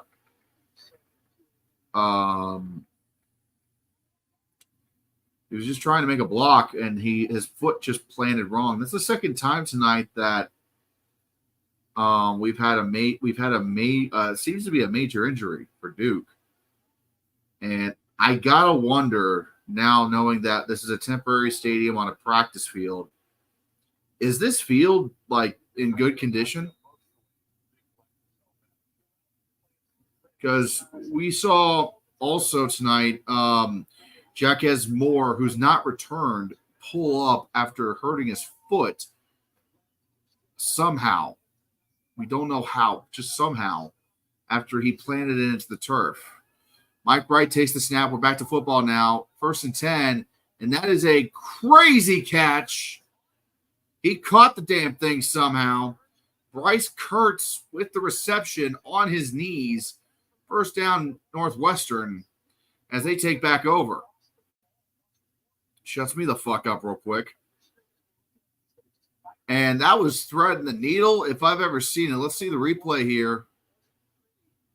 Wasn't pretty, but that was a catch. He kept that ball well off the ground. Great catch by the Wildcats. And that's 2 minutes. 2 minutes to go in the second quarter now. Martin White II, I feel like McAfee is the guy that ESPN feels like will have the energy Lee Corso provided once he retires or passes. Corso is the college version of John Madden. I agree, completely agree. In my opinion, I feel like when Corso retires, he should allow McAfee to take over like headgear duty because he's the only guy with that kind of an energy to really pull it out. Harvey, however, would like to agree to disagree. Says that with McAfee, he's a cool dude, but he's like he's like the one relative who annoys everyone else at the table during the holidays, and I should know because I'm not relative with my family. Yeah, we'll agree to disagree there. Although I think your reason's pretty okay. Like I've heard some people like he's ruining the show, he's ruining the game. He's a personality, you know. And if it's not your cup of tea, I mean. Big Noon's right there. You know, there's an alternative for all you old heads, and I guarantee you, Fox is not beating College Game Day in ratings. They're not. I guarantee you, they're not. Even with their people saying that they're affecting the college from Game Day to Big Noon, Pat McAfee is a ratings boost. So there you go. Going to do a quick round the horn with the games we still have going on right now.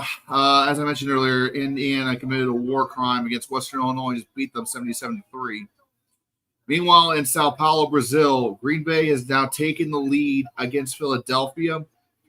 It appears that they are up 26-24 with 9 minutes to go in the third quarter. Meanwhile, back in Dallas, Texas, we got BYU and SMU in a dogfight. It is 18-15 BYU. SMU has the ball with 2 minutes to go in the fourth quarter. It's going to be a close finish there in Dallas. And I'll let you guys know when that game goes final. But a close one there in Dallas, and I do not blame you if you want to listen to this and turn that on. So...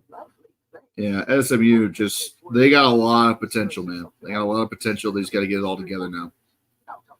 BYU wasn't going to be an easy opponent, but, I mean, we'll see. Appreciate you guys being here. It has been a nice, chill stream tonight. Nothing too crazy, nothing too insane. And those are always nice. You know, I don't always want to come out here and come out like, you know, guns blazing 100 miles an hour. It's always nice to just kind of kick back and, you know, enjoy a good football game with the boys. Back from commercial now. 2 minutes left in the second quarter. Northwestern has the ball. They have begun to kind of drive a little bit. They are on the 35-yard line in their own territory. 1st and 10. Here we go. They got 2 timeouts. Right looking to throw. Still looking. Deflected away. Incomplete.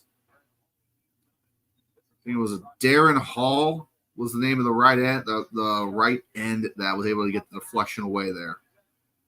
So 2nd and 10 for Northwestern. Disney owns both ESPN and Fox now, so why not just combine Game Day and Big Noon together? Have the ESPN on Fox like they do with ESPN on ABC. Because why? It has its own distinct personality and its own distinct crew. They had ESPN on ABC because they dissolved ABC Sports, and nobody liked that. Oh, that was almost for a major catch. J.J. Henning had the ball deep, and it bounced out. Incomplete. 3rd down.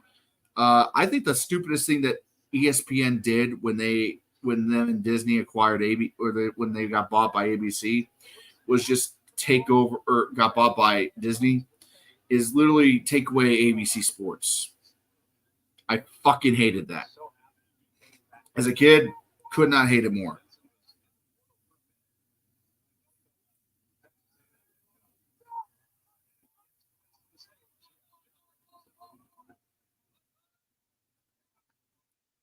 Third and 10 now. Ball on the 35. Right. Scrambles out of the pocket. Throw it away, you dipshit. There you go. Throws it away. 4th down. 3 and out.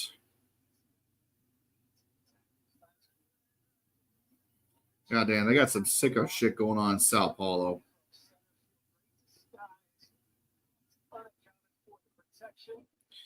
Who had the bright idea to make ESPN on ABC? Whoever the fuck was running Disney. That's who.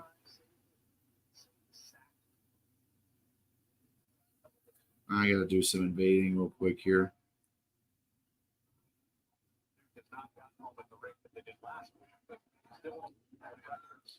Punt is away. And that's going to be fair caught at the 19-yard line.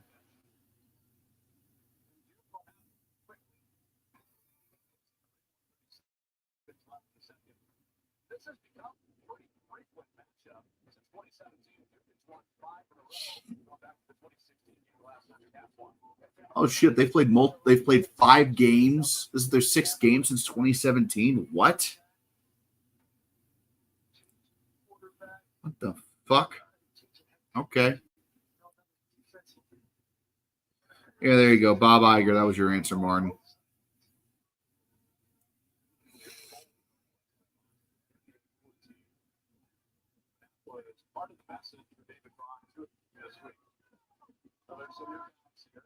All right, Murphy hands it off to the outside now for Duke. 1st and 10. It's to start Thomas. He'll make it back to the line of scrimmage if that.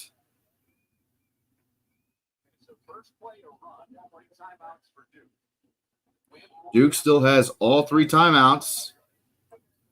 2nd and 10 now for the Devils. Ball is on the 19-yard line.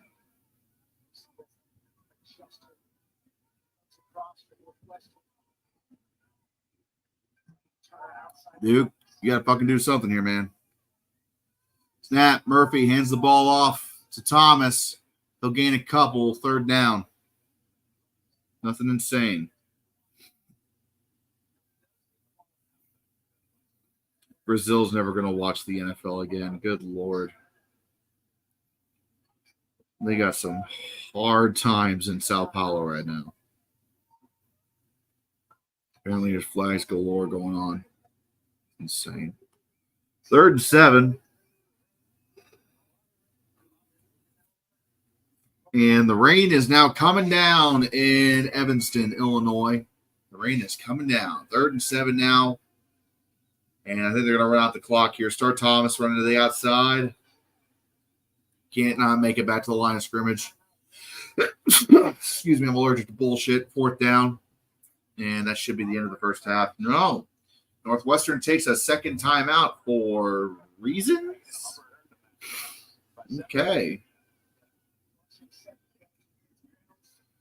I don't know why you wait until there's 10 seconds left to take a 2nd timeout when you could have taken a couple earlier, but whatever.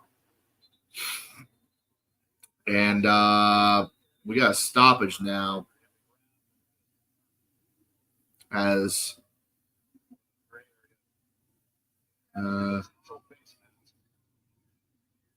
what are we doing? Nothing? Okay, cool. We're doing nothing. We're doing nothing. A whole lot of nothing.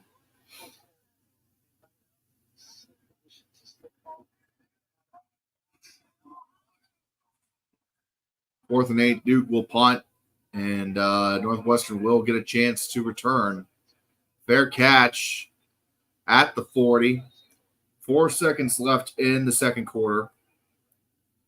And Northwestern, I think they're just going to do the old fuck it and chuck it.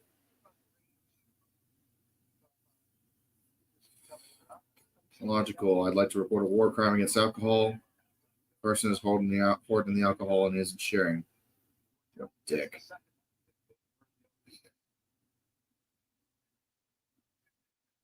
Looks like something crazy happened in the last 4 seconds. That be 10-7 in the locker room. Get a big deal. All right. And all of that just to take a knee. So it is now halftime in Evanston, Illinois. And it is 10 for Northwestern, 7 for Duke. As we are at the half. And I think, I want to have a little fun. What do you guys say? You want to have a little fun? What if? Let's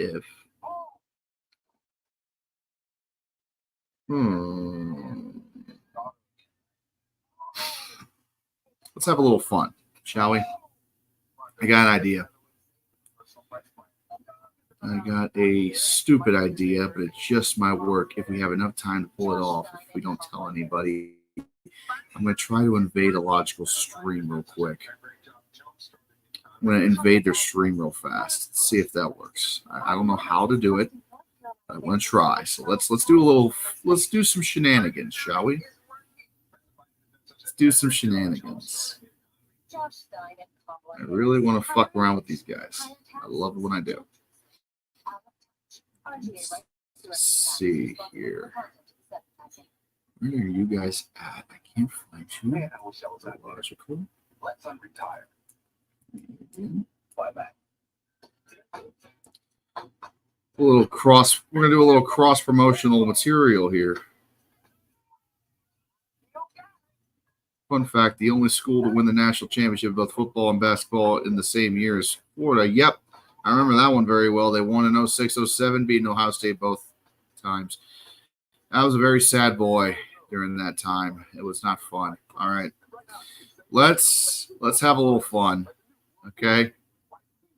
Let's have a little bit of fun. I really want to fuck with a logical.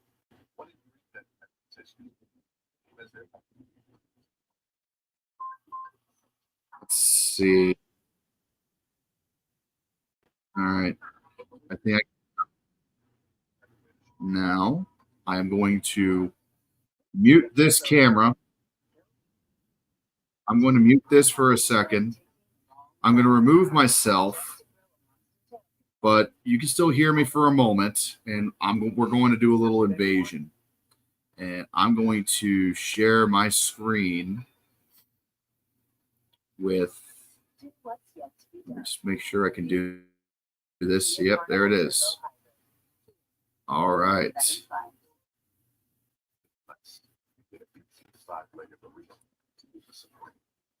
All right, guys. We're going to fuck around and have some fun. Let's go invade the logical stream. Just for a moment. You guys don't have to go anywhere. We're just going to be over here.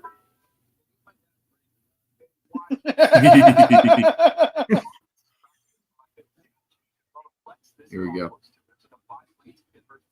All right. I'm joining.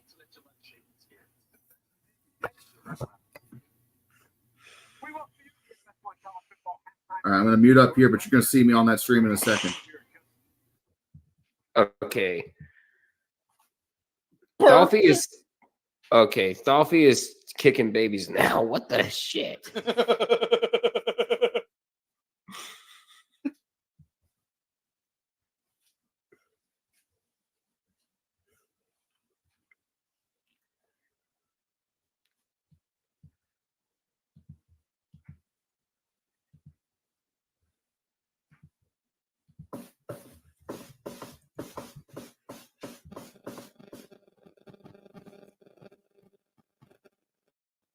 Fuck, Mike. Oh, what the fuck? What? I think that guy hit. What the hell is you doing here? You're streaming, boy! What the red? Red, I thought you were. Oh wait, it's You're halftime. live That's right. You're live on my stream right now. Oh, God, Oh, Streamception! God. Streamception! Streamception! Oh, God. Streamception! Oh, God. You are streaming live on my YouTube channel right now. And it is so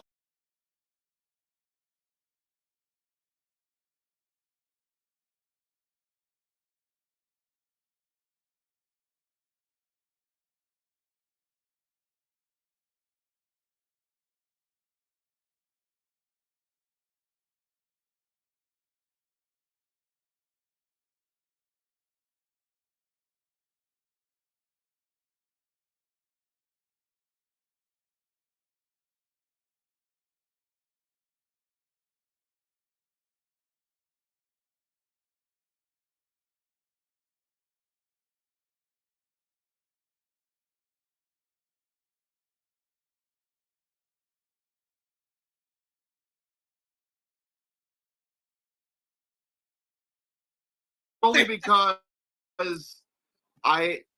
we're doing a stream session because I wanted to fuck around with you guys at the half and have a little fun. Sounds good.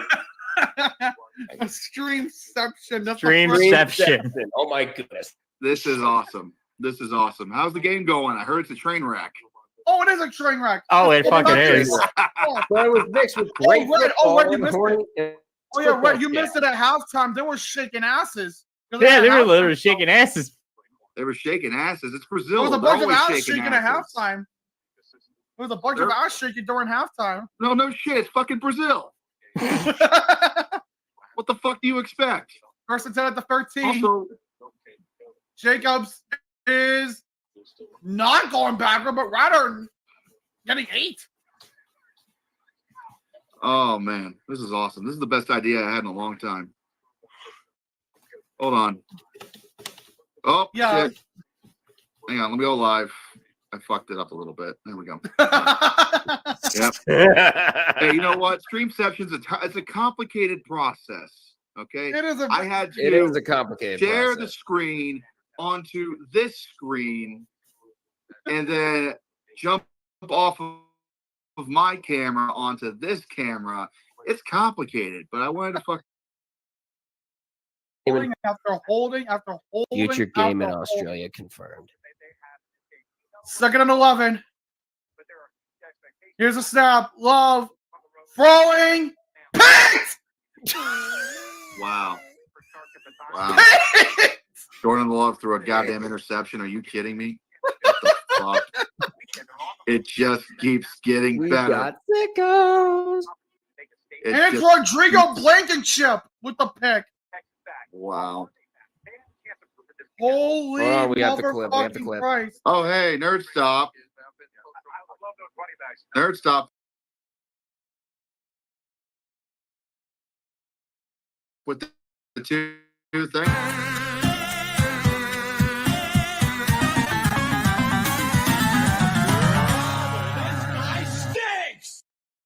Sorry. Good Lord. Wow. It's you. Yeah, And Nerd hockey Stop. tomorrow. Georgia Tech, FSU, Atlanta, and hockey tomorrow. Georgia Ooh. Tech going to do it again. They're playing hockey already? What? The hell? What's letting It's that mainly happen? like club hockey. It's mainly like club hockey. Yeah, it's probably club hockey. It's down in the All right, well, minor. Georgia Yeah. Tech by 5 goals then. Hockey. Georgia Tech by 5 goals. Hurts Thanks for the going 2, Nerd five. Stop. Smith getting about 8. No, I hear somebody's background audio already I going. fuck- That's great. Sorry. You shouldn't have oh, it's just from the game on TV. gonna say, Hang on, I'll turn it should- down. I was gonna say Ah, we shouldn't have anything. Nah, No, It's for okay, me. 2nd and 2. it's from me. 2nd and 2. There we are. With about 5:38 to go. Just waiting. Snap. A run for Saquon. He gets the first down. He's going to be at the 11. Oh, damn. Keep in mind, I'm trying to update this with CBS Sports.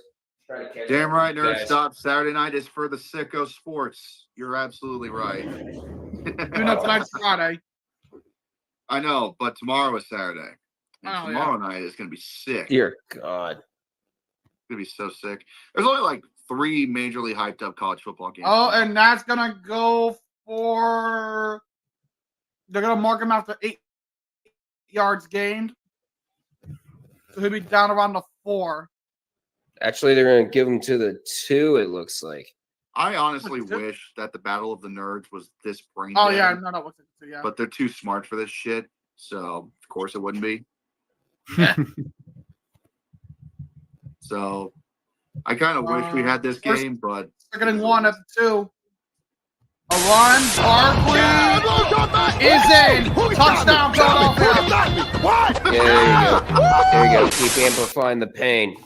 gonna play Keep the doing good touchdown while you're on sound the effect bench. because fuck it, it's on my channel. Touchdown.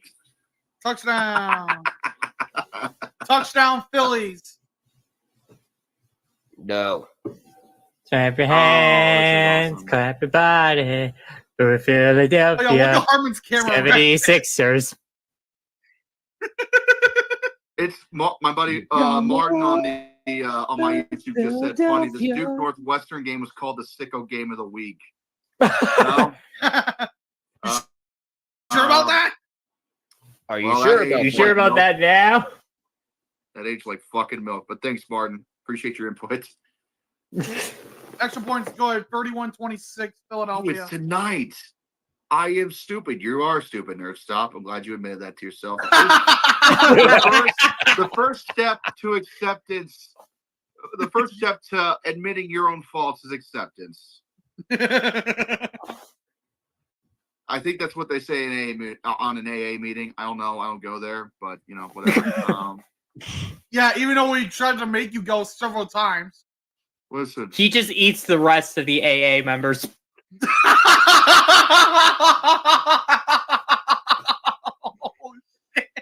Harmon, you better hope Red doesn't go on a plane to Chicago right now. Chicago's not a far drive for me. Oh shit! Oh shit! Oh, you must be fucked, Harmon. You're fucked. Nick Harvey, no, we want the tie for context. Explain my reasoning on the other stream. Okay. What was your reasoning again, Nick? I would have to go back and check that. Oh my! I honestly don't remember what your reasoning was. It's been a long game. The nerd has stopped. Oh, this has been a fucking Love fun you, night. nerd. Thank you, buddy. Oh man, this is fun. I'm having so much goddamn fun right now. This is awesome. Oh, we are. Oh, we This are. game is That's the best idea Alright, I've Red. ever fucking had. Like, Red, listen to me. I have a fucking platter of Brazilian food right now. I'm just fucking eating. Why are I'm you eating out Brazilians over there? What are you doing? This is a family-friendly platform. What are you laughing at now? It's the thing Red saying, why are you eating out Brazilians?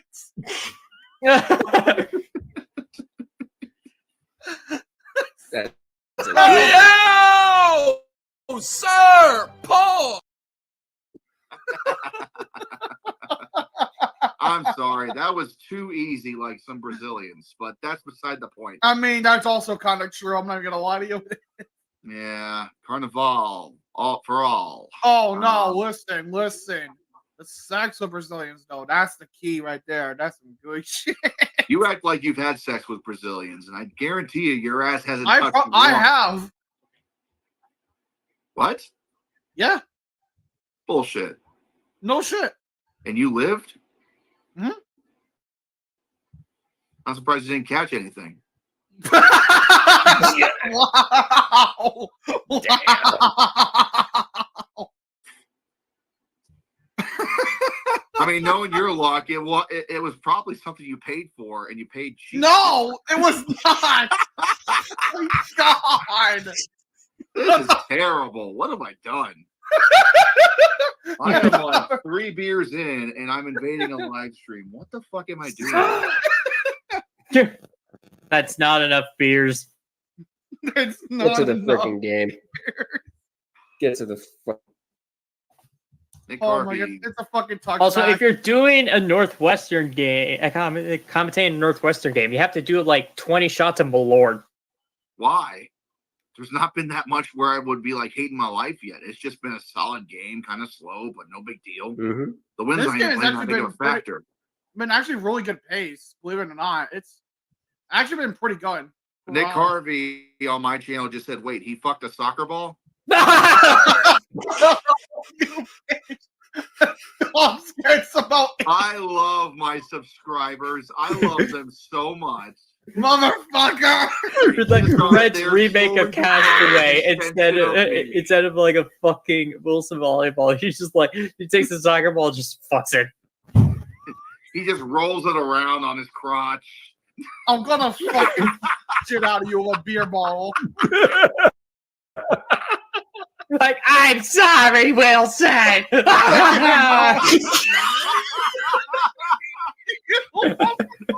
Hey, yo, sir, Paul. That's not top. What the fucking fuck? That is not okay. That's how Tom Hanks got by all those years. I get it. That was Owen Wilson, you dumbass. Oh God. Oh shit. All right. Oh God. Okay. We've had our fun. I'm gonna go back to my stream now. Okay, so Oh, that was nearly pit. All right. I'll see you guys Oh, my later. Right, Have a see you good later, rest of the Red. game. Oh See ya. God damn it! Hold on, Red. Hold on, Red. What? Look at this comment real quick from Robert. One could only dream of eating Brazilians.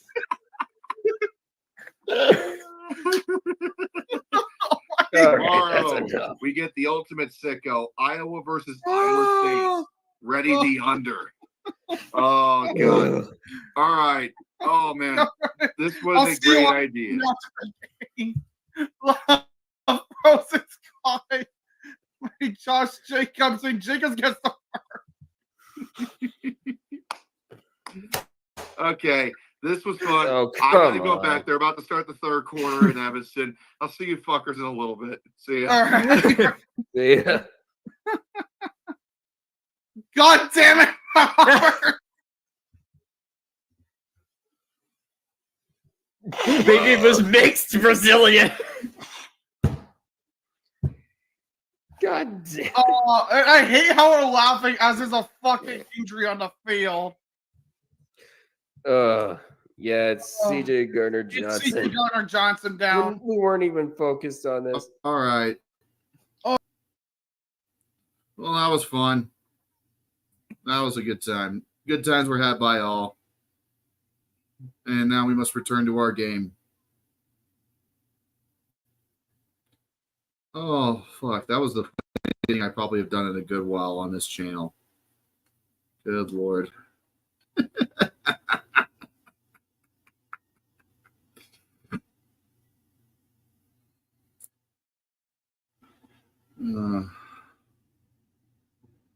What is this?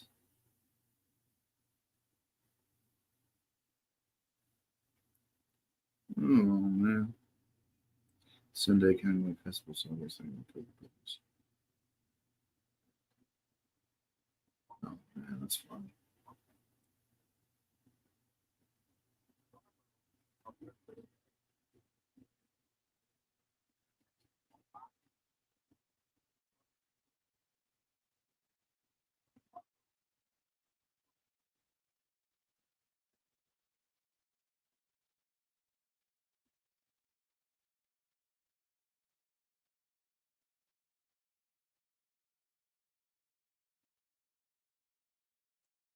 All right. Well, that was a fun detour.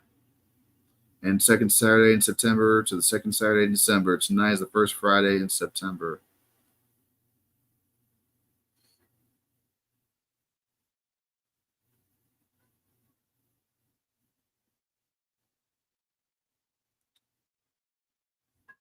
NFL can do a Friday night game tonight. The Sports Broadcasting Act of 1961 protects Friday nights. I've heard about that. Yeah. Yeah, that's awesome.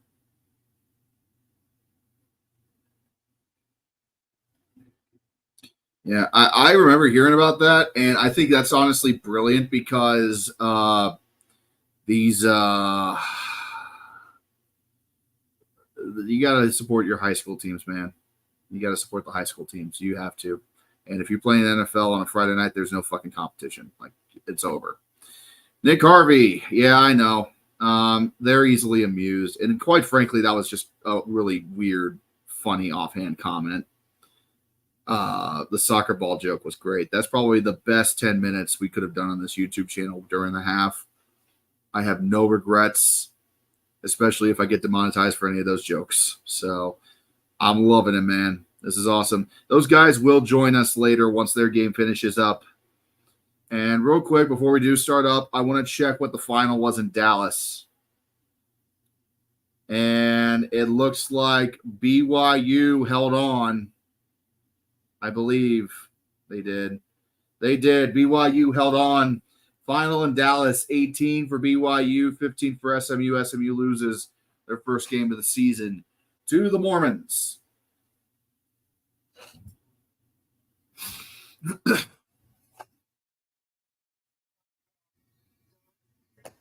And there you are. So, I'm gonna readjust my camera. I had to move my entire setup, but it was so fucking worth it, man. That was great. That was fucking awesome. 41 Las Vegas says that it is adding an ice skating rink to the roof of its pit building for Paddock Club ticket holders to use during race weekend in November. Okay. Ice skating in Las Vegas. How is that fucking possible? I don't get it. It's 90 degrees there in the winter, for God's sake. All right, we're totally back now. No more shenanigans for the moment. Here we go. Duke is back to receive the kickoff as we begin the third quarter from Evanston on the campus of Northwestern. And it is away, and it's a knuckleball right down the middle of the field. It's a live ball, stays in bounds, going to be caught at the 15-yard line, and Duke is rocked. The returner gets rocked near the 25, and that'll be where they begin the drive. So, a couple of stats from the first half. Northwestern gained 168 total yards, Duke 94. 11 first downs for Northwestern, Duke 5. 3 and 8 on third downs for Duke, 1 of 7 for Northwestern, and both have gotten 7 points off of turnovers. I mean, the Vegas Golden Knights are in an arena, though. This shit would be outside, I think. Dang, SMU lost. I tried to do a combined top 25 ranking with both D1 FCS and FBS, and already the last 2 weeks have been chaos for my makeshift rankings. Yeah, that sucks. Sorry to hear that, man. All right, so the only 2 games on right now, football-wise, it's us and then what's going on in Brazil. They just wrapped up the third quarter.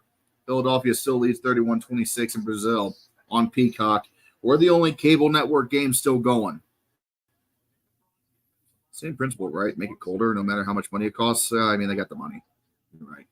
All right, Murphy's back in shotgun, 1st and 10, snap. They're going to hand the ball off to Star Thomas. He'll take it up the middle. Solid gain of about 4 yards there on the carry. It's going to be 2nd down near the 30.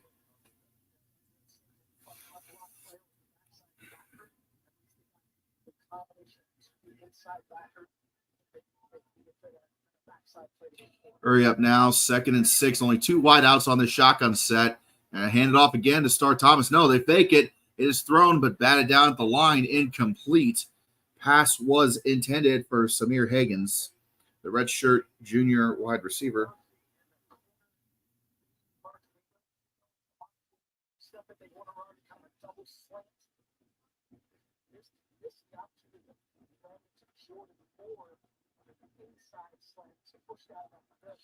Third and 6 for Duke. Snap. Murphy looking to throw, and he is gobbled up in the backfield. So you know what that means. Time to break it out. That's a sack, boy. This ain't no ballet, motherfucker. This is for real. Come on. So a 3 and out right then and there for the Blue Devils, and Northwestern came out with some solid second half adjustments.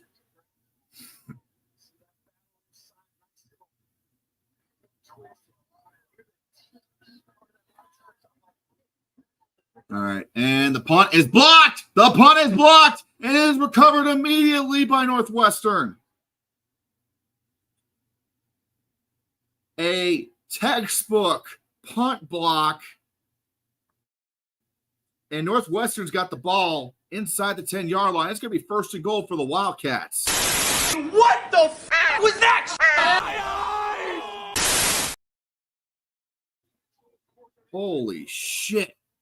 Here we go. And the Chicago Nerds have struck back. There was no blocking. All 3 of those, they had 3 defenders crash through. 2 made it, and 1 got his hands on it. The other blocked, looks like it bounced off the dude's arm. Live ball situation at that point. His teammate right next to him recovered it. Okay, Nerd, what the fuck? That is uncalled for. 1st and goal, and that is going to be gobbled up again, and I hate using that word now thanks to Nerd Stop. Cam Porter, the running back, tackled in the backfield, 2nd and goal. Vegas should try to do some roller hockey setup like it's the early 90s, early 2000s. Always wanted to go to Vegas just for the novelty of it. If it doesn't work out for Jim Harbaugh with the Chargers, does he go to another team or back to college? The Big Ten gave him a 5-year ban from coaching in that conference, so where would he coach? Well, for his sake, he better do right in L.A. for the whole 5 years, because if he gets hired by a school in college within the next 5 years, he has to serve a 1-year suspension. Snap, looking to throw is right. He'll chuck it for the end zone. Overthrown, nearly picked off. It bounces off the turf. 3rd and goal. Got some drama here in Evanston. Jesus Christ. Moore Jr., the cornerback, he's already got 1 pick in this game. About had another, just bounced off the turf right before he gets his hands underneath.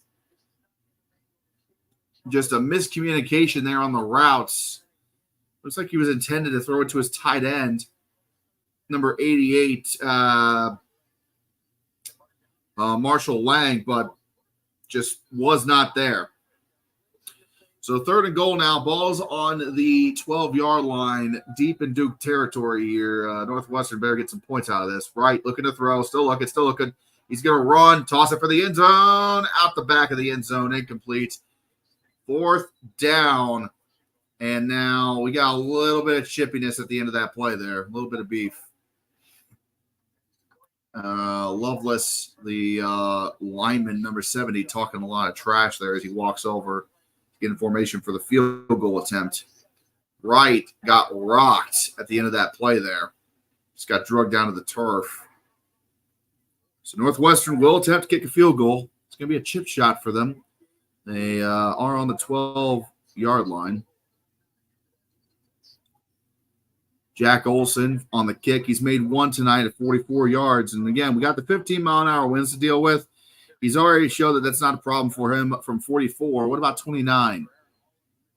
Snap, hold is down, kick is away, and it is wide off the post. We got a doink. No good. What? Are you an idiot? The wind makes him eat shit that time, and all of that drama, that punt block, the fumble recovery, and deep in Duke territory, all for naught.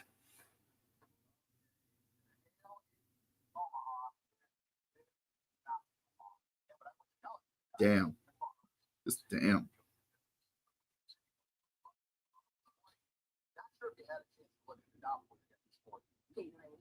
The world's most superior sports drink, designed to Wow. Harbaugh to the Missouri State Bears. Yeah, I hope that's not the case. Harbaugh should take those khakis of his to the SEC. I don't know who the fuck would hire him. Maybe A&M. They would have the money and the patience, I think, to have a ridiculous coaching contract with Harbaugh to make him serve a 1-year suspension. RV, reminder that the Pac-12 doesn't exist, so he can coach in the Big 12, ACC, and SEC. Okay. Nerd stop, the Big 10 West never dies. And Nick, nothing like Chicago football teams doinking a field goal. You're damn right. You're goddamn right. The tale as old as time, just like how old it is in college. How old is football in Chicago? They're always kicking doinks. Not the clown, the post.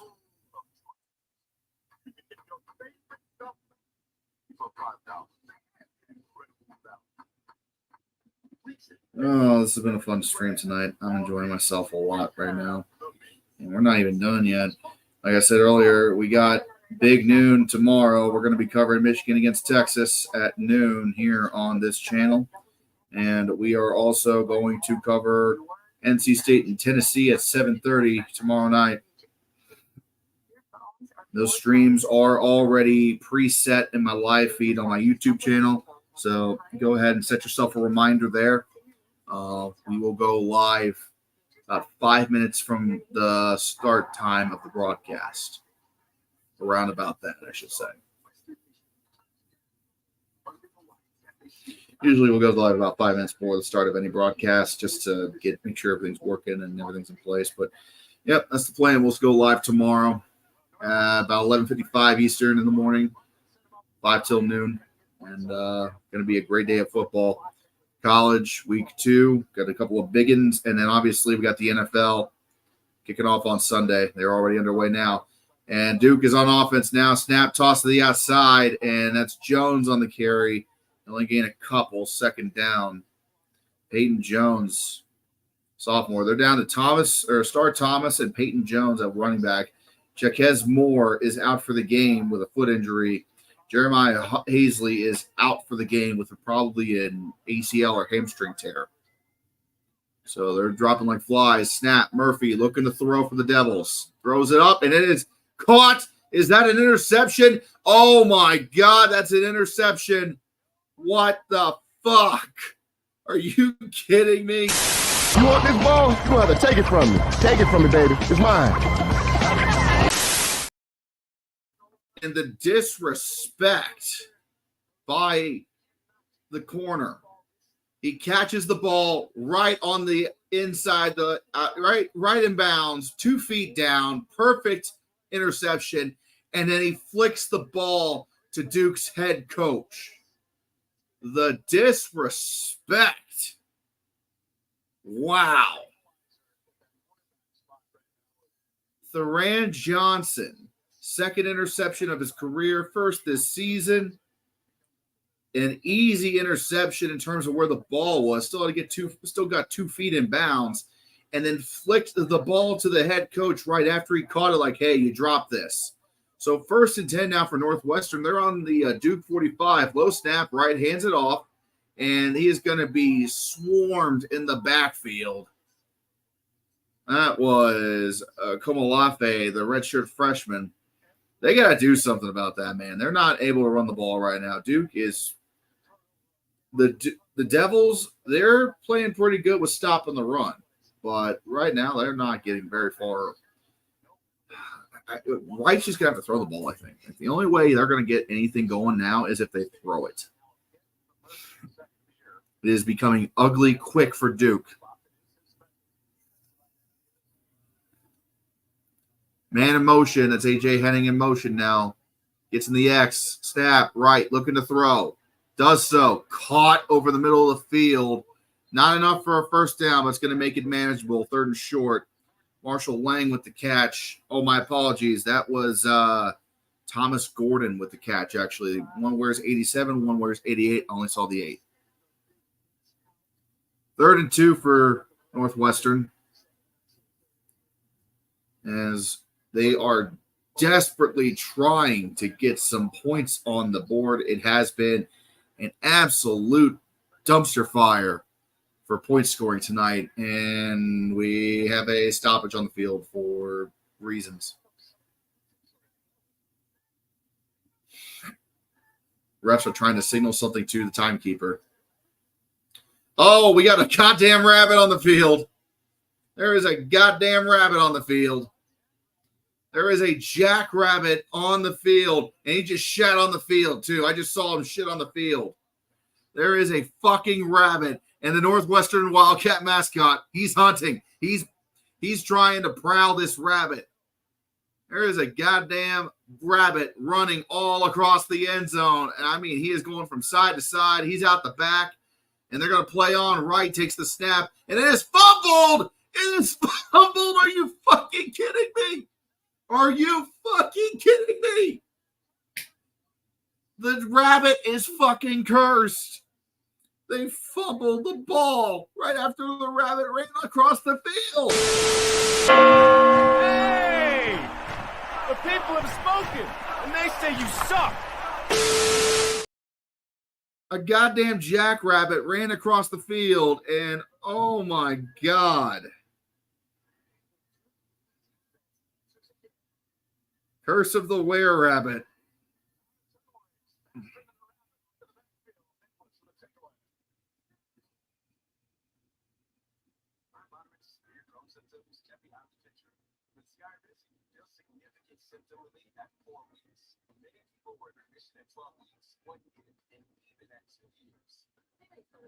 Oh my God. What a fucking God. Well, sure enough, all I had to do was just invade a logical stream, and it seems the goddamn chaos followed me into this game. Fumble bunny. Beware the fumble bunny. I love that.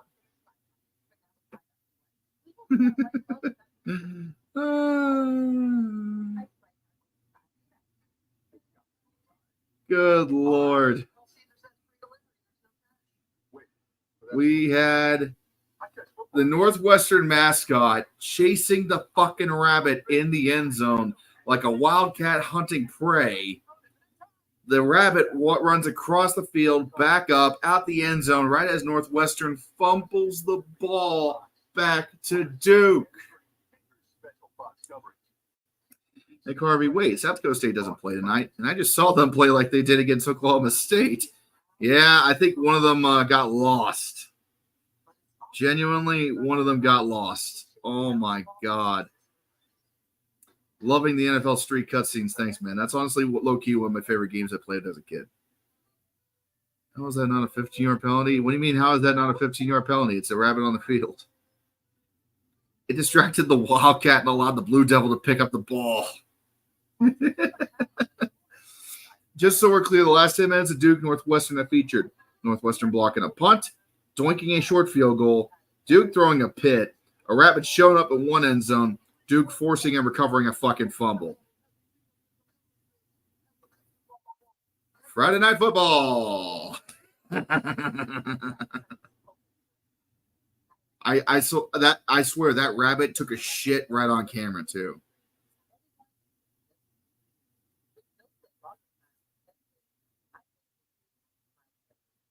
Good Lord, he just shat all over the field. Probably scared out of his goddamn mind. This is what being a sicko is all about. Big Ten football, Big Ten West football at its best. The division died.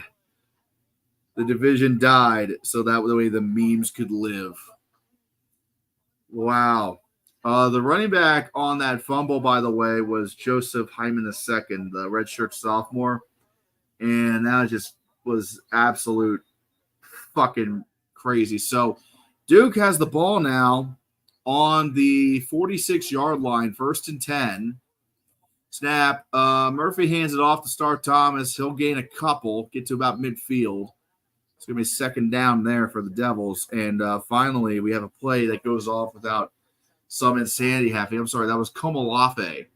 Komalafe? I can't pronounce your name. We'll call him Komalafe with the carry and the fumble.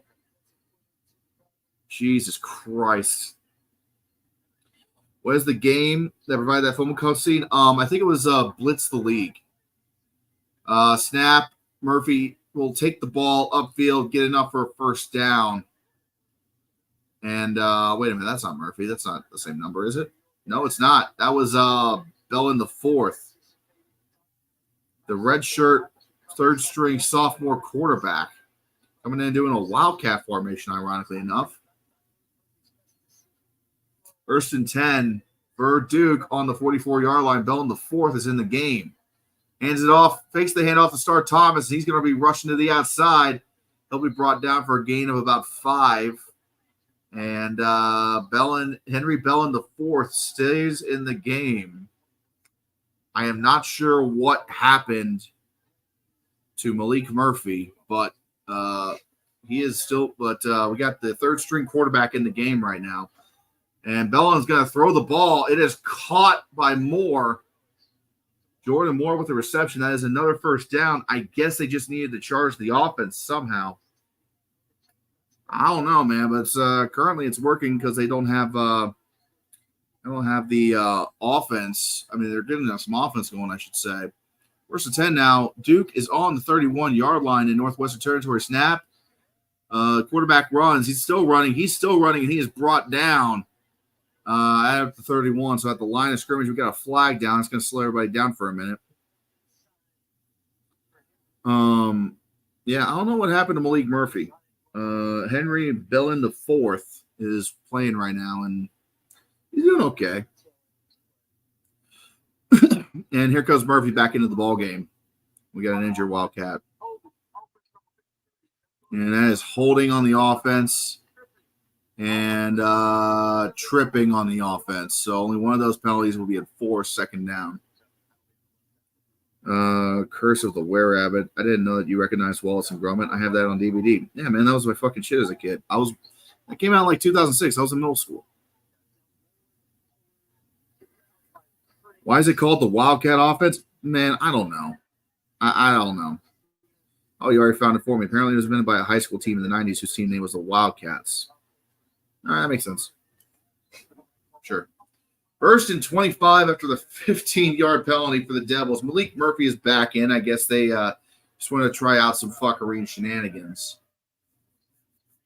Snap. Murphy looking to throw. Still looking. Scrambles out of the pocket. Ditches the ball in front of his target. Incomplete. 2nd and 25.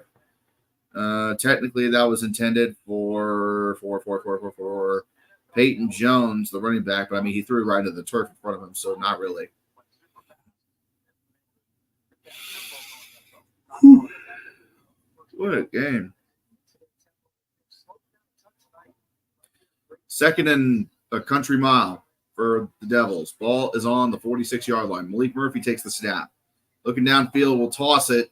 It is caught for a big gain out to the 31-yard line, but still 3rd down.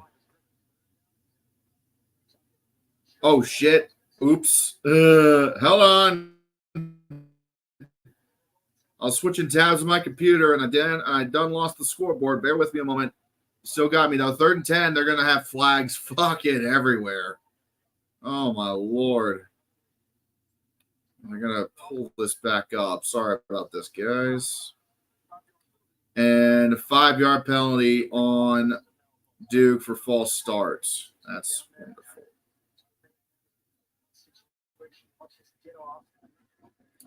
Yep, just went a hair early. Hair. Grab it. All right. 3rd and 15 for the Devils. Snap. Murphy hands it off to Start Thomas. No, I'm sorry. That's not Start Thomas. He's not going to get the first down anyway. 4th down for the Devils. Peyton Jones on the carry there. Couldn't get it done. And if you are Duke, what do you call? You're kind of in a bit of a no man's land situation here. And I got the scoreboard ready to go again. Sorry again about that, guys. I don't know how the fuck I fucked that up. And they're going to attempt a field goal. So Todd Polino, his career long is 42 yards. This is a 50-yard attempt. And 15-mile-an-hour wind. Snap, hold down, kick is on the way. It is good. And this game is tied at 10. Nice kick by Polino.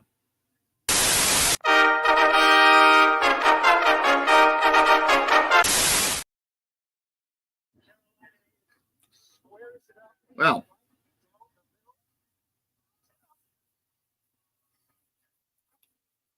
boys, this is a hell of a fucking game we got going on right now. Damn.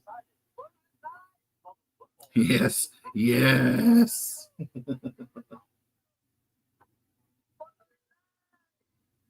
Yeah, this is some sicko shit, isn't it? Good Lord.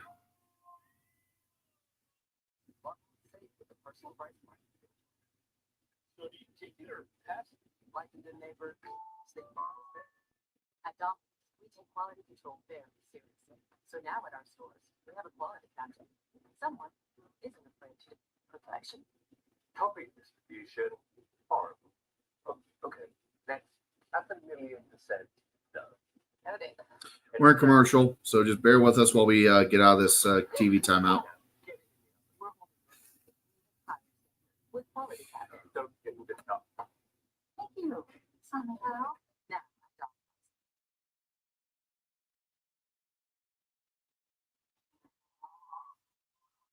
Hey, on the mountain, we gotta say, get off here.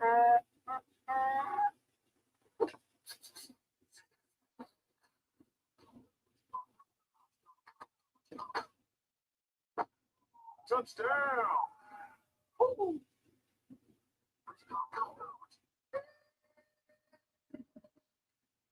Lowe's knows when you need a new appliance, you want it at the right price. And right now, you can save big on the latest Whirlpool appliances. Whirlpool range with white, clean coating that makes it easy to focus more on cooking and less on the mess. Shop Lowe's now for great Labor Day deals.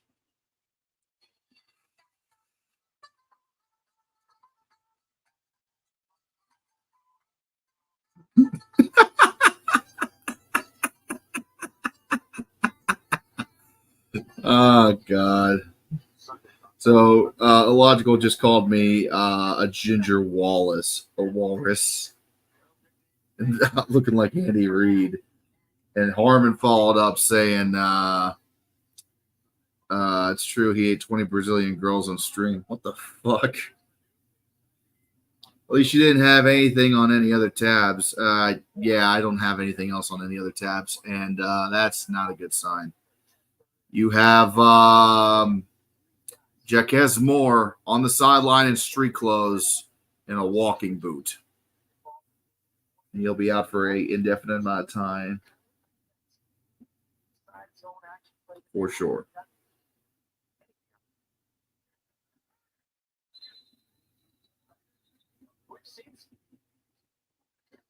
And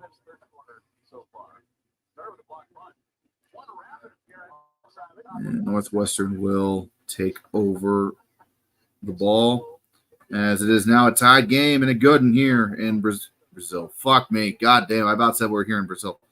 20 soccer balls? Damn. Yeah, his ass is banned from Walmart.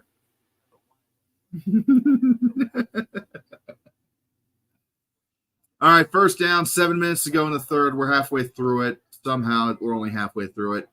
On the 25-yard line, Northwestern snap right, looking to throw the ball. Still looking, dumps it off, and that's going to be caught.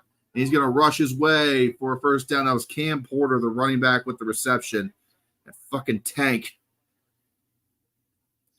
And Northwestern, they're doing all right. It's just when they get to third down is when they collapse.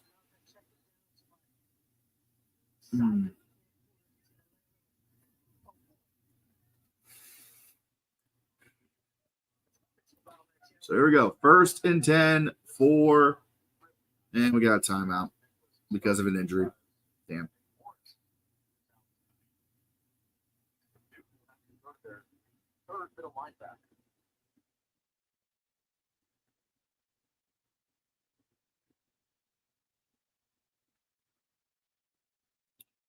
Ozzie Nichols is the injured player on Duke's defense.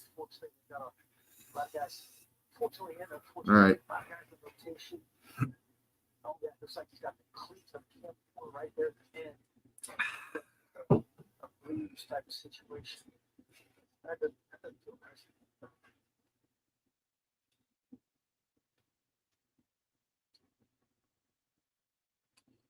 All right. Injured player is off the field now, I think.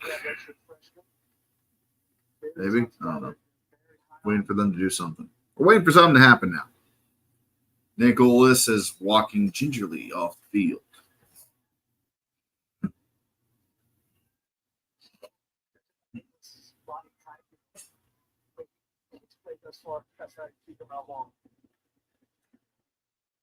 I'm still on ground. Kendall Johnson. Looking for a guy coming out to set the middle of the defense with him.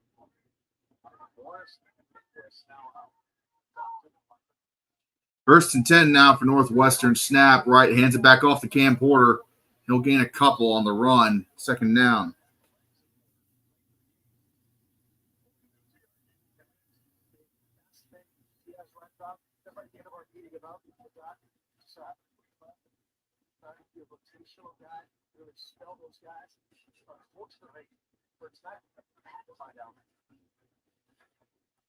So the line of scrimmage is blue, and the first down is yellow. But what happens when Boise State plays on the blue turf? Is the line green? Great question. I've seen before they made the line white, actually. Stands out better. 2nd and 8, and Cam Porter's running the ball again, and he'll gain a few more, making it 3rd and manageable. I would imagine, and for Boise State, they either make the line white or they make it just a brighter shade of blue so it's easier to see. But if you're colorblind, you're kind of fucked, right? So, I don't know. I haven't watched a Boise State home game in quite a bit, so I wouldn't be able to give you a straight answer there.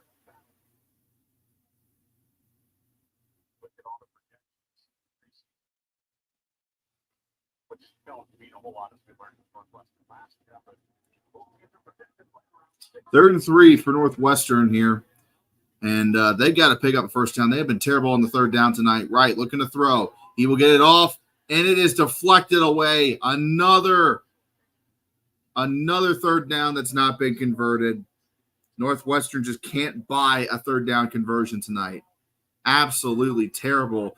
But what defense by Duke. Just clean deflections all night. It is the immovable object against the immovable object, for God's sake. Nerd Stop with an update. His old high school lost 66-0 last week and won 60-22 tonight. Yeah, it sounds like high school football for you. And a fair catch is going to be called by Duke around the 20-yard line, and that's where they will take over as we are in the final few minutes of the third as we go to a commercial break. What just happened? The stream went black for a split second. I could probably tell you it's due to my internet kind of being shitty at times. So if you see a little glitch here and there, it's fine. Just my internet is making up its mind on whether or not it wants to play nice. So I got a shitty laptop. I got great Wi-Fi. My laptop is just really bad at picking it up. Simple as that. Subway just dropped the price of every footlong in the app to $6.99. Wait, Subway team, what? $6.99 footlongs. Yep, says right here. $6.99 for any footlong. Get this deal in the Subway app now before it's too late. Hey, can't do that. What? Jules, tell him. Can't watch football without tuxedos. What do you think? What?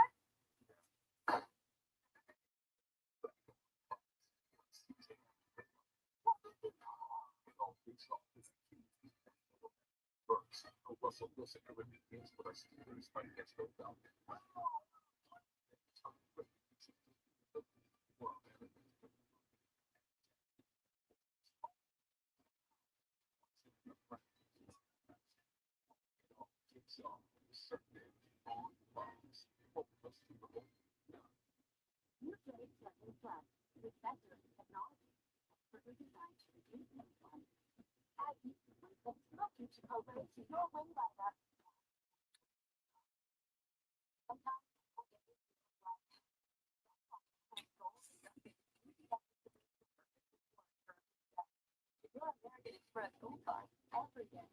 So I accidentally just sent a message in Treecord, and I immediately regretted it. Jesus Christ, I regret it. I sent illegal breeding, and then I thought about it for another second. I was like, oh shit.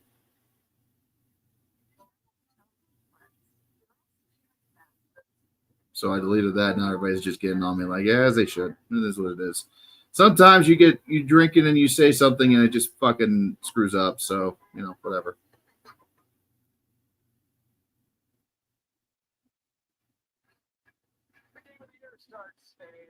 Yeah, that could have been taken out of a lot of context. It's a good thing I have a brain that works half the time. So I'm just going to send an I may be stupid sticker and be done. We move on.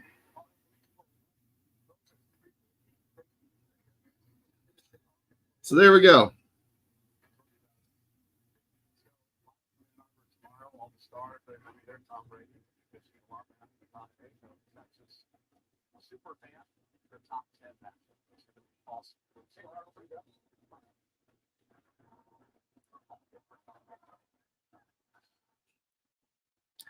All right, snap, thrown, caught.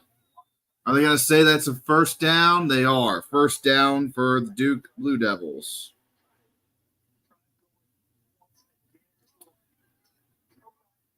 Oh, for fuck's sake. Say his name and he appears. Somebody's pretending to be Joe Hendry. Snap, Murphy, thrown, caught again by Moore. This one's going to be a gain of about 9. Going to be second and short now. I just realized that we did not update timeouts again like a fucking moron. Oops. So here we go. Second and 1, snap, thrown, caught again, and Duke is driving all of a sudden. Let's see if this one peters out again. That time it was caught by Jontavius Robertson.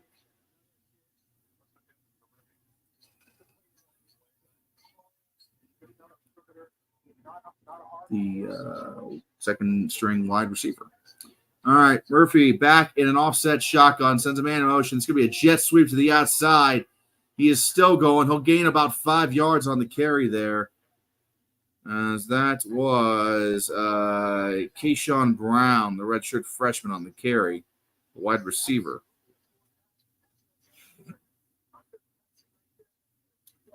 So we'll be bringing up, I believe it's, nope, second down. I thought, let's say third. Nope, second down. Duke just keeps converting.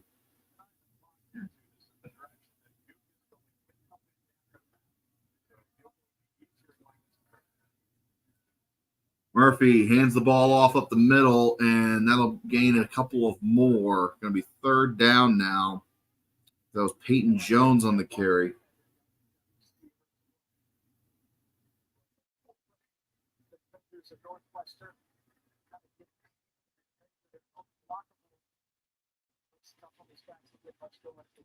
Third and 3 for the Devils. And we're coming up on 2.5 left in the third quarter. Both teams have all timeouts. And Murphy will hand it off again and be stuffed at the line. Are you fucking serious? Another fourth down for Duke. Guys, it's not that hard. What the f*** was that? So basically, we got to play Canadian rules at the. Oh, wait, hang on. They're going to go for it. They're going to go for it. 4th and 2. They're in no man's land. Ball's on the 39-yard line. Duke going to try to go for it on 4th and 2. Snap. Murphy will hand it off. Nope. Fakes the handoff, but it's dropped. Oh, my God. Damelin was the intended target on the throw, and he fucking dropped it. Turnover on downs. I don't believe it. That kind of shit is just unacceptable. Actual fuck is happening. Do I believe in Joe Henry?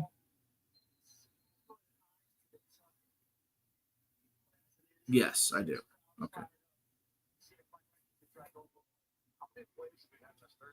All right. Oh, my God. This game is officially going sicko at this point. What the fuck is going on? First down now. Nobody can buy a third down conversion, so we're going to play Canadian at this point. If you don't get the first down on first and second down, it'll be – might as well just default to punt at that point, as there's a flag for offsides on Duke on this one now.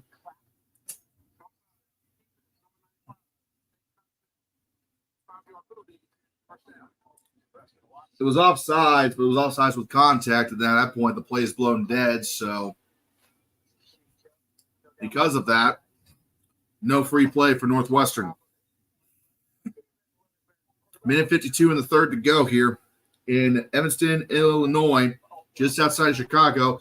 We got ourselves the Battle of the Nerds, the Battle of the Brains, the Nerd Bowl, the mistake by the lake. As Duke nearly jumps off sides again, right goes the throw. He scrambles out of the pocket, dumps it out to the outside. It's picked off. No, it is not picked off. He bobbled the catch, incomplete. Wow. Sorry, Nick. I missed the game update on that one. It is 31-28 Eagles with 2 minutes to go in the game per Nick Harvey. Let's take a look real quick at field position here. Where are they at on the field? Where are we actually at right now in that game? Hold on. Eagles have the ball with 2 minutes to go. They are inside Green Bay territory, 2nd and goal.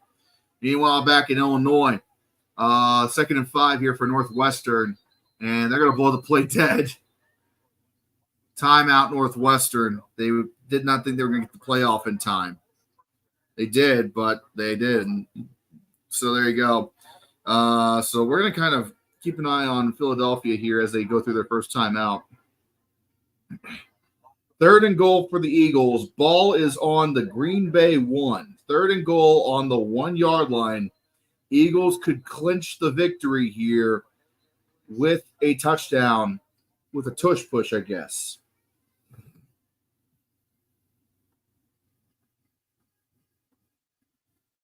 So we will see what happens on that. Yeah, I know, bro. Waiting for some sort of news from Brazil. 2nd and 5. Ball is on the 44-yard line in Northwestern territory. Right, takes the snap. It's low. Scrambles out of the pocket, looking for somebody, anybody, for fuck's sake, to get open. And that's a first down for Northwestern. The pass is caught by number 5. I'm sorry, not number 5. What's his number? Number 2. Duke Olges. So Northwestern gets a first down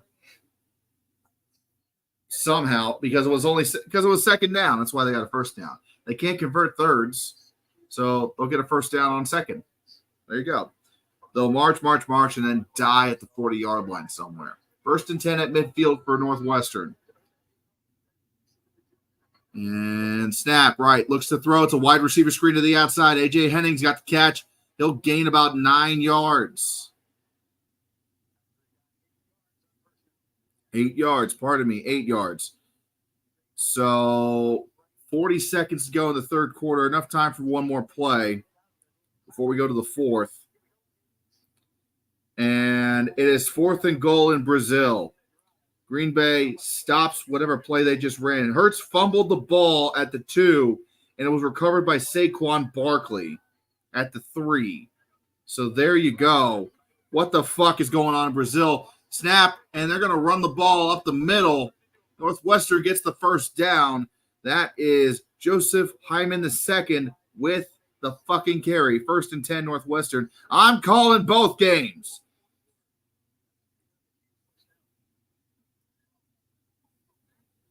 So what is the Eagles are going to do? What are the Eagles going to do? As we end the fourth quarter, it is a 10-10 game in Evanston. And here we go. Let's see what happens here. I'm waiting for updates. I don't have the damn. I know I said the thing, nerd. I know I said the thing. And the field goal team is coming on the field for the Eagles. It would only make it a 6-point lead. It would have forced the Packers to have to score a touchdown to win the game. So the Eagles will line up to kick a field goal. Breaking, apparently, on the lower third, it mentioned former Michigan assistant Connor Stallions, now permanent head coach at Detroit High School after the old coach suffered a stroke. I heard acting, but fair enough. And the kick is good in Brazil. And the Eagles now lead. The Eagles now lead 34-29 with about a minute to play. Packers still have all 3 timeouts. I'm sorry. It's 27 seconds to play. Packers have all 3 timeouts, but not a lot of time. That's a very limited amount of time to finish the damn game. Good Lord. 27 seconds. That's hardly any time at all, even with 3 timeouts. You're going to need a miracle if you're Green Bay. A touchdown would win it. A field goal won't help you here. But we'll keep you guys alerted as to what's going on in Brazil as they try to wrap this one up. That's all right. Yeah. Are you for inference, Virgil? I saw Stallions got featured in a Netflix doc, but I genuinely haven't watched it yet. Supposedly he doesn't really admit to anything, but he also doesn't say that he didn't do it. Who the fuck knows? Text you from a lot of that. Armor all. What work? More clean. Someone just texted this. I'm blind. I'm deaf. I want to be a ref. All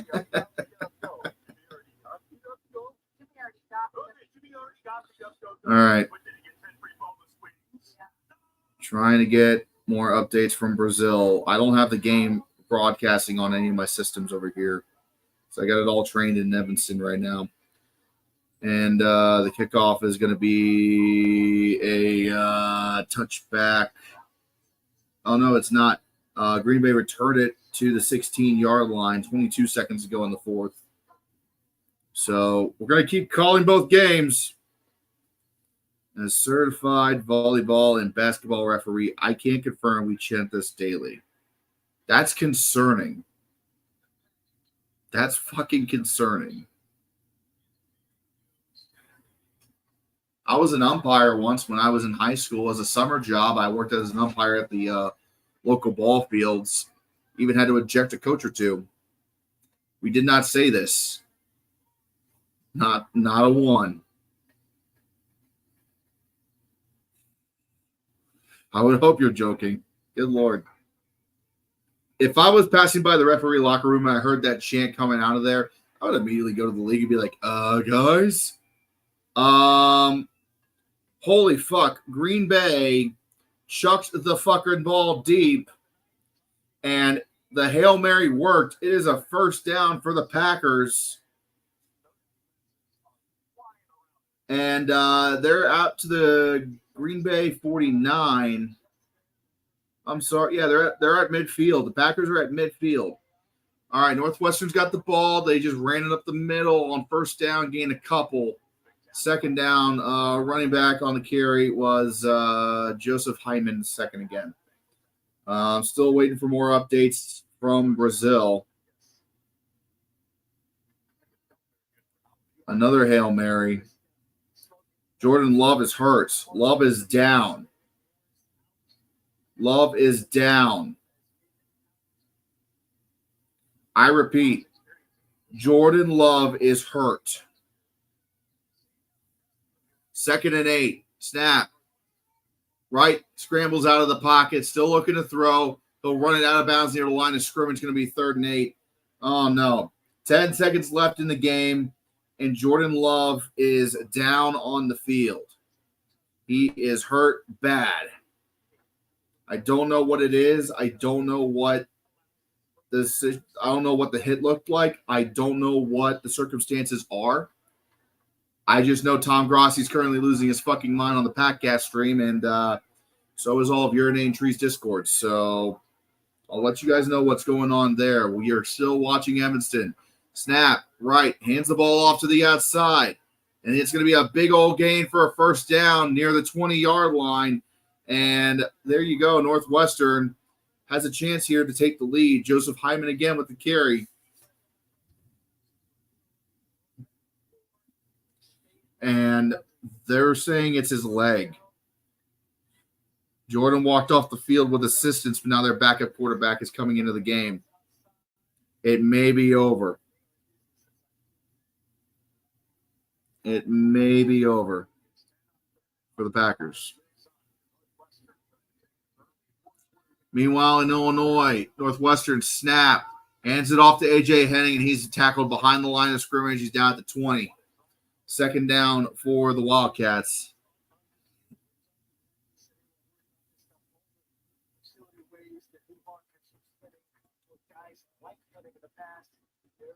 The football gods show no mercy. Amen.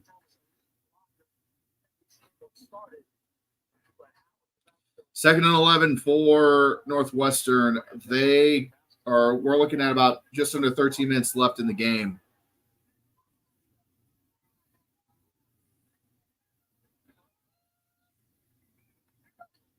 Snap, right, looks to throw. It's caught by A.J. Henning, and he'll gain a couple of yards. That's it. It's going to be 3rd and long for Northwestern. We already know they're going to miss it, so it'll be 4th down or a turnover. Yeah, this was the worst NFL game to ever be played in Brazil. There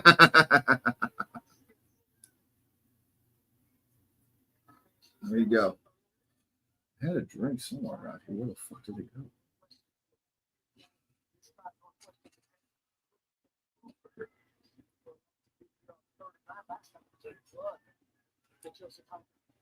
And quarterback is sacked. The backup quarterback has been sacked for the Packers. Ball game over. Eagles beat the Packers. Snap, throws. Caught. Nope. overthrown, incomplete for Northwestern, and as expected, it's going to be 4th down for the Wildcats. And out comes the field goal team to attempt. Yeah, Packers season may be over. It may damn well be over. Who knows? The NFC North will be between the Lions and Bears if Love is out permanently. Who would have thought the Lions and Bears fighting for the North? What the fuck is this timeline?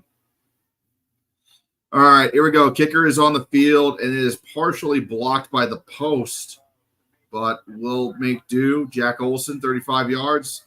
Kick is up, and it is good. It is good. It is good. Northwestern reclaims the lead. They are up by 3.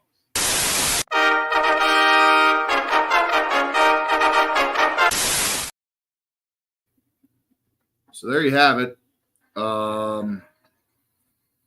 Wow. That was fun calling both games. So once again, the final from Brazil, Philadelphia 34, Packers 29. I'm going to do a quick recap of other scores we've had around. Again, Philadelphia wins 34-29. Jordan Love potentially got hurt pretty bad on the second to last play of the game before the Packers lost. Meanwhile, around college football elsewhere tonight, SMU falls to BYU 18-15 in Dallas. Indiana reduced Western Illinois to Adams 77-3. And then obviously you've been watching along with us here on my YouTube channel. Northwestern is in a dogfight against Duke in the Battle of the Nerds, the Nerd Bowl. Probably becoming a pretty good interconference rivalry, honestly.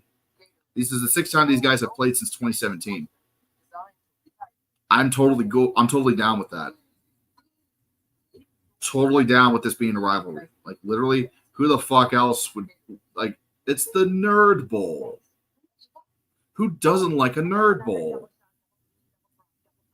Bunch of nerds beating each other up with books and pencils.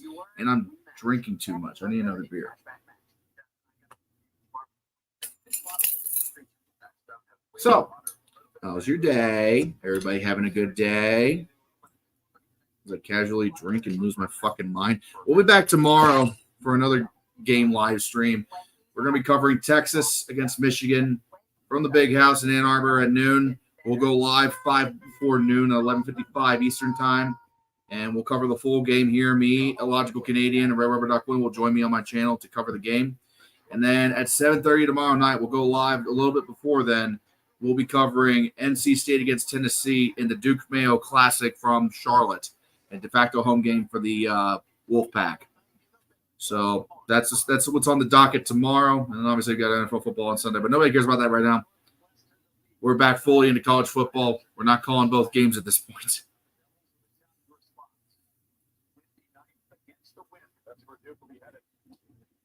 Here we go. Northwestern to kick off. And the ball is away. And that will be returned from the 1-yard line. Duke brings it out to the 10, to the 15, to the 20. He's breaking free to the 25, down about the 27-yard line. And say their names. They will appear. Guess who the fuck just joined up? Oh, hold on. I already changed the footballs around. Got a flag down, too. Jesus Christ. Well, boys, I hope you had fun. Yeah, but we have some unfortunate. Well, we did have fun, but not until Jordan Love. Yeah, we were covering the game over here. I was calling both games over here, so we already know. I was calling both games, and I know Jordan Love got hurt. Yeah, he did. That's so unfortunate. Yeah, it sucks. Yeah, dude. But hey, on the bright side, we got. This game is on. This is on Fox Sports 1. Fox Sports 1. Yep, Fox Sports 1. I was watching it the whole time because I didn't have Peacock. So here I'm going to catch up.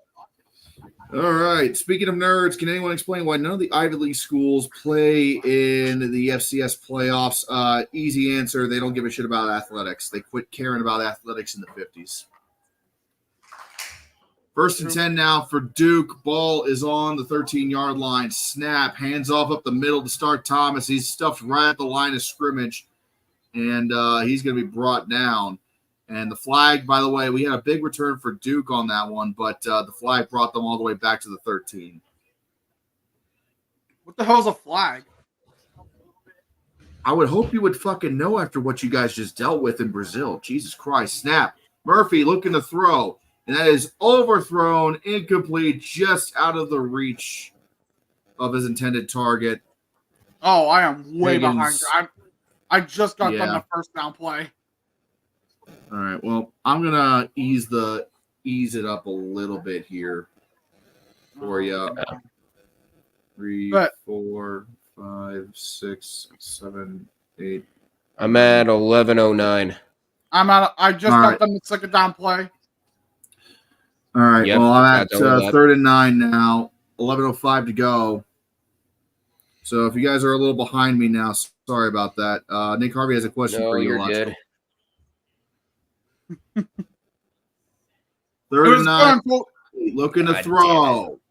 Drops back in the pocket, scrambling, running for his life. Chucks it. Incomplete. 4th down. Deflected by Azima. And a 3 and out for Duke. And that's kind of been a theme tonight. Nobody can buy a 3rd down conversion. So, Nick, it was good until Jordan Love's ankle became a fucking soccer ball. Yeah. You fucked his ankle? Yeah, so Yeah, what the happened ankle got was screwed. it looked like he was about to get sacked. His ankle was rolling. His ankle got rolled, but because someone was on top of him, it got compressed. Oh, no. Oh, no. Oh, no. That sucks. All right. Duke has the punt away, and it's a booming kick. And it's going to be declared dead at the 38-yard line for Northwestern. So, yeah, let's talk about this Oh, for a God, minute, what shall happened here? I'm looking at the Jordan Love play right now. And then we? Malik I honestly Willis expect came him to in be out and- for a couple weeks at minimum. Yeah, and then Malik Willis pretty much came in and did fuck all. Oh, gosh. No stun Sunday. If you still have symptoms after a TNF, Yeah, he Rossi might- is in hell. He Yeah. is in Rossi hell. is in hell. He's had the exact same face for like 30 minutes straight. That's- Despair. The my life is falling apart around me face. Yeah. That one. Yep, I know about that one. Yep. Well, you boys will be able to join me tomorrow for Michigan, Texas. I might. Probably, yeah. What time's that game at? 12? If my parents don't have Dude. anything planned, I might join you guys. Fuck yeah. Let's see what's going on, but Kicking off at high noon in Ann Arbor. yep, high noon. I should be able to at that point. All right. Nick Harvey's also agreeing with y'all. That might be a season-ending injury for Love. Meaning of all teams, the Lions and Bears are contenders for the NFC North again. Lions and Bears. I know. We are in the darkest timeline at this point. Yeah, but the game was like, other than that, the game was really good. Yeah. Honestly, one of the better games of the season. It's And it's 2 only games week one. old. I know, it's like, and it's, Season and is it's only 2 the first. games old. And it's like, Yeah, and it's only the season's only first 2 week, games but old. it definitely outperformed last night. Yeah, U-Tree's Discord could not handle the chaos. And Oh God, you expected to? Tigers. It's my. the tree server. What do you expect? Yeah. And Tigers. Oh my. Yeah, for a recap of other scores tonight. So like we said, Eagles did down the Packers 34-29 in Brazil. SMU was able to successfully lose to the Mormons. They lost by 3 points in a very ugly ball game over there in Dallas, Yeah. 18-15. In Indiana, I don't know who pissed in their Cheerios, but they beat Western Illinois 77-3. So there you go. Allen, McCarthyism and Tommyism died for kneecaps and Caleb mania. Jesus Christ. Dear Christ. That's part of. Well, there you go. Said. Woo! Yeah, but it's been a pretty good game over here. We've had some sicko moments. There was a rabbit that ran across the field, and then a fumble immediately happened after. I did see that. We had a doink We had Oh, we had a back-to-back doink in Brazil, too. interceptions. Yeah, we had a doink too. I was telling them that earlier.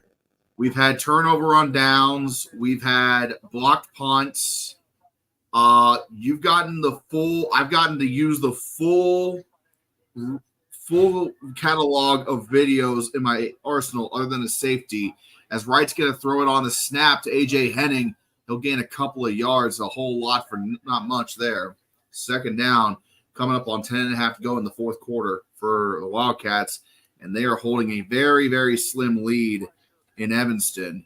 This is the last football game on right now, guys. So we got the floor. Yeah, this is all we have right now. And this is a good game. And also, It's been Red, kind of chaotic, but yeah. I do want to say this too, Red. We hit the goal for the charity event. Fuck yeah, man! Awesome, congratulations. And it was your man Dumb Gamers impersonating Joe Hendry. Hey, no wonder he showed up earlier. Snap, right, throws to AJ Henning. Is that enough for a first down? He'll check the spot. Ethan Black, this is quite the game so far. You are right. We've had a little bit of everything. Nick Harvey. Don't forget the rabbit took a sugar honey iced tea on the field. Rabbit really shit on the field. Yeah, he left a few little droppings as a present for the Wildcat chasing him out of the end zone. Of course. I always saw that mascot. I was like, what the fuck? I didn't know we had Wildcats in Chicago. First and 10 now for Northwestern. This is the key to Northwestern's offense. Convert a first down on your second down play, and you'll be fine. If you hit third down, you might as well go ahead and send out the punt team. Snap, thrown, overthrown, incomplete. Second, and there's a flag. Of course there is. And I'm honestly not surprised. The dude was all over him. Intended for Thomas Gordon. And that should be a 15-yard automatic first down for the Wildcats. What the fuck is going on in tree cord? I don't know. I showed myself out so I can focus on this. What good that And call is confirmed. There's Pass a interference on Duke. 15-yard penalty, automatic first. It's going to put Northwestern into Duke territory. They have a chance now. If they can finally just get a fucking touchdown, might be able to pull away here a little bit late in the game. Northwestern hasn't scored a touchdown since the second. Duke hasn't scored a touchdown since the first. And the touchdown in the second was a Cam Porter run for 4 yards after a interception, I think. No, it was a fumble, actually. Like I said, we've had a lot tonight. 9.5 to go now. First and 10. Slow snap, right, looking to throw, running out of the pocket, running for his life, still looking, tosses, and nearly intercepted by Nicholas. He was injured earlier in the game and nearly picked it off. Just a bad throw. Damn. I don't know why he thought Lang was open there. He just did not see the linebacker playing in Come on, Nicholas. That was right there. Right in the breadbasket. Wright is very lucky that it was not caught. And we've also had 2 injuries for Duke tonight. You serious? Yeah, serious. God. Jeremiah Anything bad? Hazley, the backup tight end, tore his hamstring, more than likely. Non-contact torn hamstring. Oh, And for God's sake. they're starting running back Jaquez Moore is in street clothes in a boot after he injured his foot somehow. Oh, God. Football gods have shown absolutely they've had a bloodlust tonight. No shit, Sherlock, really? And we're Yeah, only listen, like, it's not my fault. what, 2 weeks into the college football season, and we're only 2 games into the To be NFL. fair, What the fuck? To be fair, I began to question if the field that Northwestern is using is of the highest integrity. So Yeah. Harvey, wait, I just realized why didn't the Bears play at Ryan Field during the Soldier Field renovation in 01, which is a half-hour drive. Instead, they played at U of Illinois, which is over 2 hours from Chicago. Probably because Northwestern's field, Ryan Field, it was dog shit. It was not. It didn't really have the things that you would need for an NFL franchise. So like sweet boxes, modern amenities. Illinois isn't much better, but they got more of those amenities. They had more of those amenities at the time. So they just said, fuck it. And not to mention, they also had artificial turf, which made the transition from game to game a hell of a lot easier. You would have you had like just Illinois in the end zones, and that was it. It wasn't, it was whatever. But yeah, I mean, I remember that a little bit. Oh, yeah. I mean, And it was just, Illinois Stadium was just superior to Ryan Field. Ryan Field's been a dog shit for a long time. It's not been kept well. Not to mention Ryan Field also didn't have lights, I don't think. I think they had to import lights for night games. Meanwhile, Illinois has built-in stadium lights, so less cost, I guess. But hey, it's whatever. It's fine. I mean, it would have been like if the Bengals played a season in Columbus, but hey, whatever. that would be funny if they did, though. Mm-hmm. Yeah, Ohio State would be half full. No, you know what would be funny? If they just had a Browns-Bengals game. Just one game, and it doesn't have to be both, but just one game be played at Ohio State University Stadium. Shit, I would love that, actually. That sounds like a great idea. Why not? Why Like, not? it's a neutral site game. Fuck it, why not? Yeah. But Columbus honestly leans more to the Browns than they do the Bengals, to be honest with you. Yeah. But it's like more middle of the state, but yet they go more Browns, which makes no sense. No, it makes perfect sense because the Browns have been around longer than the Bengals have. When the Bengals came along, not this iteration of the Browns. it doesn't matter. Yeah, not this version, but Speaking of which, there's a kid in a Bengals jersey at the Wildcat at the game. Like, where the fuck are you lost? Dude, what's Right. fucking see the amount of different teams they listen, saw in at the Sao Brazil Paulo. game, right? Was at the Brazil game. There were Patriots jerseys, including one for Super Bowl 51. There were Yeah, I mean, Steelers it's just a bunch of jerseys. NFL fans. Third down Northwestern. They lost 3 yards on the run there. Yeah. Oh, that was a fumble. Nearly a fumble. Like all of it, for damn sure. I don't know about that. They've been playing. They've been living by the edge. Yeah. Yeah, he was down. Anyway, it doesn't matter. He recovered it. What the hell is a polar bear doing in Arlington, Texas? Well, like, what the hell is a Mormon doing partying in Dallas? Good question. Texas? Right, looking to throw. Wide receiver screen, overthrows his target, A.J. Henning. 4th down, Northwestern. You can't convert third downs. Just punt the fucking ball. What is a Mormon doing in Arlington, Texas? Simple, on a missionary mission. Yeah, they had a mission against SMU, and boy, did they execute. They forcefully converted SMU into Mormons. Ironic. Very ironic. All right. Well, Northwestern will punt, and it's away clean, and it's going to bounce right into the end zone for a touchback. Yeah, you remember how the 8.5 to NFL? go.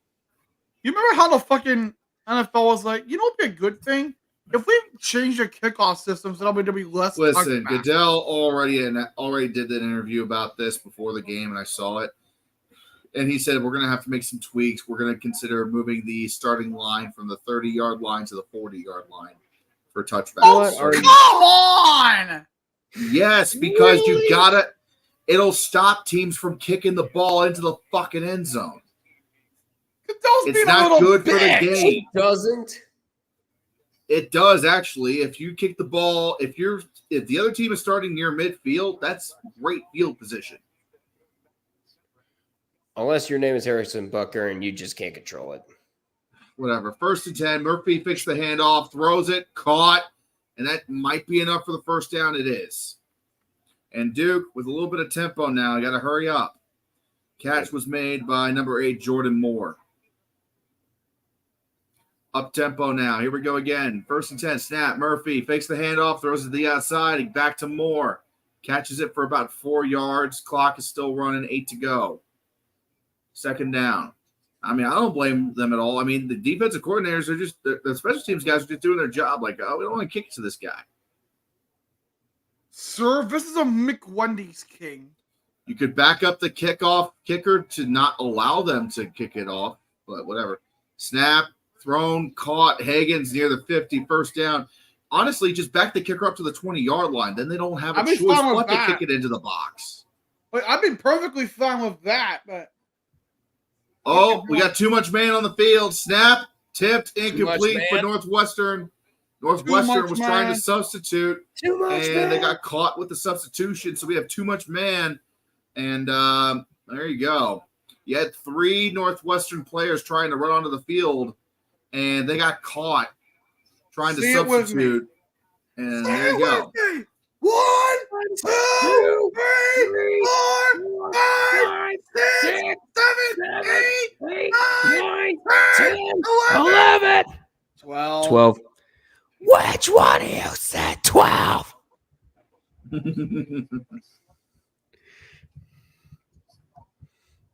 Yeah, it's not a crazy that's idea true. because the Packers have played games in Milwaukee before. Snap, That is true. Murphy fakes the handoff, throws it, incomplete. Intended target was number 81, Nikki Dalmolin, but incomplete. It's going to be 2nd and 5. We got a flag. Full the horn. We More got a flag. flags. I don't know what it was. It was 2nd and I've had 5 because of the I've too much seen man. way too many flags tonight. Pass interference on Northwestern, 15 yards, automatic first. Wow. Just got there a little too early. This shit doesn't stop now. Fucking does it? Akbar. All right, we're on cable. Oh, I love the flame broiled bopper. Bopper. First and 10, Duke is Whopper. benefiting from quite a few penalty yards here. Snap, Murphy drops back to pass, still looking. Scrambles, hit it hard, sack. And I mean, he got fucking whacked. This ain't no ballet, motherfucker. This is for real. Come on. Oh, God. And there's flags. And then we got holding on Duke. Oh, God. Fuck. yeah, he got hit. Yeah. he did. Logical and Duck are a little behind. I'm going to pause it for another quick second here. Wait. Kenny There you go. Pickett They're went just back to announcing the college. penalty on my end. Wait. Wait a minute. Kenny Pickett went back to college and committed to Duke. Hey, That can't be right. He transformed into a guard? What? Oh, God. Didn't wait. All right, we got a 3 wideouts set on the strong side. Oh my God, his hands aren't as tiny. And Murphy takes the snap, hands it off. No, he doesn't. Fake handoff. Gets it to Domel in the tight end. He's going to rush all the way down to the 25-yard line. So it was 1st and 20. And after that catch, it's going to be 1st and 10 for Duke. Clock is down to 6.5. What's it called? It's wide open over the middle. Oh, yeah. What's it called? We even had a fucking rarity. We had a referee injury. Too many Duke men. Rossi is still freaking live. Yeah, he's got to he do really? his therapeutic session. Even after all this time. Snap, Murphy fakes the handoff, thrown, caught. He'll be down at about the 20-yard line. That was he didn't get his number.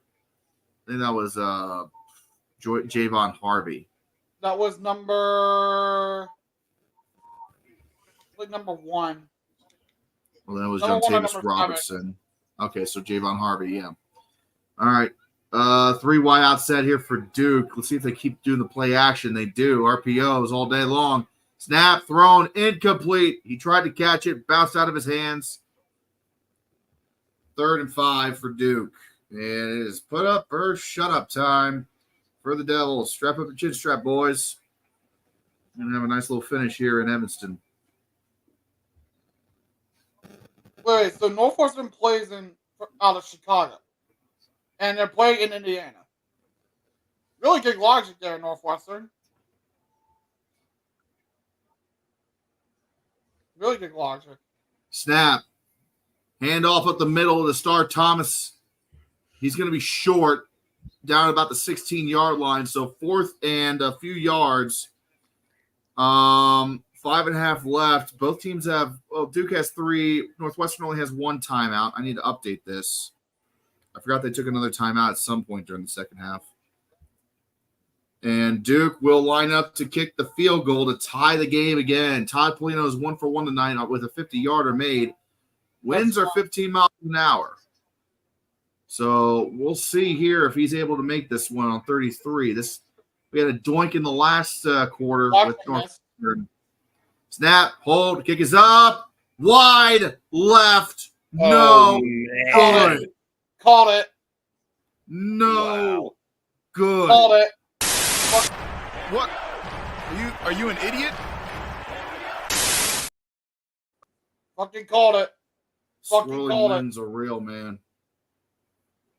What did I say? Watch them miss it. What happened? They missed it. And that's what happens. Yeah, I mean, the snap was good. The hold was good. The wind just carried That was it. good. His hole was good. The wind didn't even blow it away. I don't even No, think but the wind he was on was his trying to face. adjust for the wind and didn't quite do it right. No, the wind Yeah. was on his face. It was like dead on his face. Why the fuck is he kicking it that far right? Might have just shanked it. No Dude. shit. Just completely. Well, Northwestern with a chance to run out the clock here, potentially take some time off. Cam Porter's in the backfield there, and you already know where it's going. He's going to run it down their throat, and that's what they're going to do. Cam Porter gets the ball, and it's going to be a gain of 4. We'll take that every day. And we got a flag down again. God damn it. And don't forget to change the possession. Thank you, sir. Appreciate the heads up there. Holding on Northwestern. Fucking hell. Just somebody win this damn game, for God's sake. Somebody's got to win it. Take a damn break. God, motherfucking damn it. Whoa. I've had enough. I don't care if you've had enough. The people have not had enough. Apparently they haven't. Duke's kicker went wide left. Vikings draft him. Oh, no. 1st and 20, man in motion. Mike Wright hands it back off to Cam Porter. He's going to break away for a handful of yards, but that's about it. It's going to be 2nd and a mile here. As Northwestern is just trying to eat the clock now.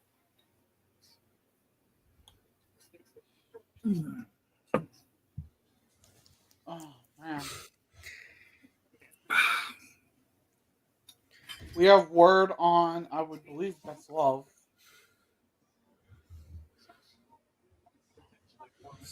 And Adam Schefter just posted a replay.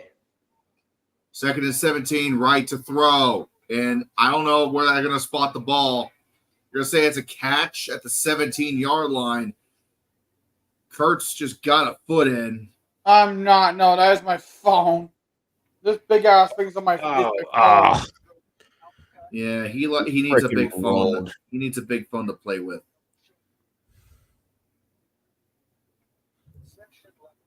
Bryce Kurtz with the reception there. Sets up a 3rd and 13, and we all know how this is going to end. Northwestern can't buy a 3rd down tonight, so they're 2 for 13, for God's sake. I'll be shocked if they convert it. Right. Hands it off to Cam Porter, and a gain of 1. So, of course, 4th down. Northwestern, 3.5 to go in the ball game. Duke will get the ball back with all 3 timeouts, a 2-minute warning, and 3.5 to go. Plenty of time to march down the field and do something. Actually, no. Duke is going to take a timeout. Why are you taking a timeout here? Why? Why the fuck? But why? What? Take a timeout before the 2-minute warning for some godforsaken reason. I don't really know why. But, all right, whatever. I'm not the head coach. All right. Just a quick timeout, too. Nothing crazy. If I see this fucking ad for Texas Michigan one more time, I'm going to shit a brick. Good Lord. I know what's happening tomorrow. We're covering the fucking game. Mm-hmm. Copyright? Are you kidding me? 4th and 11, and the punt Let me is guess. away. Yep. And it'll be returned from the 36. Yeah. He breaks 1 tackle and gets plowed at the 44. Yeah, we did get hit with copyright when we played the Spanish anthem when we did the Euro final. So That's it Oh, shouldn't be really weird. shouldn't be affected at all. Yeah, it's whatever. I'm not even gonna worry about it. Yeah. Not fucking end of the, this is the end of the world. It's a fucking anthem. Why are you copyrighting anthems now? Because they can. Apparently, what is free use? YouTube doesn't even know the answer to that fucking question. I know. I have used that shit like it's going out of style. Like I get canned for it every time. I have one video that's not copyright free in my regular videos. First Duke, 45-yard line, a chance to maybe get some goddamn points. Murphy back to throw. It'll be caught, and he's going to gain quite a few yards on this one. Might be up to 9 yards by Higgins. As they will be facing a second and short now. 3 minutes to go. I'd slow it down a little bit, Duke. You guys have time and timeouts. Red, what video is it that you have that's not copyrighted? My Nick Saban retirement one. 2nd and 1 now. Ball is on the 46. Looking to throw. Murphy goes deep. He's got a man open. Incomplete. Bobbles the ball. 3rd and 1. Rip Bozo. He bobbled the ball. How bad? Jordan Moore. He had a step on the receiver. Dove for the catch. But just could not hang on. He had it for a second and just couldn't hang on. Is he really freaking down? He probably got the wind knocked out of him. He hit the ground hard. As long as it's not anything major, then that's good. Oh, it was right there too, but Smith knocked it out just in time. Yeah, it became a hand fight for a second there. And I'm pretty sure he just got the wind knocked out of him, Jordan Moore. Yeah, just got the wind knocked out of him. He's okay. It happens. That was a hard hit to take on the landing there. Mm-hmm. Very athletic attempt, but now you're facing 3rd and 1, and if you're Duke, this is probably 4-down territory. I think you're just outside of field goal range here, but I can't remember exactly where they put the ball. So let's see. Oh, yeah, they're outside of field goal territory. This is probably 4-down territory here. 3rd and 1 now. Man in motion for Duke. Murphy looks to throw, drops back to pass, and that's going to be caught. He maintains possession. It's Hagan. 1st down for the Blue Devils. I'm sorry, that was Javon Harvey with the reception. Had some space over the middle or to the outside and just got lit up on the hit, about dropped it himself, but maintained control of the ball. And now Duke approaching the 2-minute warning here. 1st and 10 on the 33. Snap, hands it off. Star Thomas on the carry. He'll make it just back to the line of scrimmage, and that's the alarm for 2 minutes left. All right. There's a good finish on tap.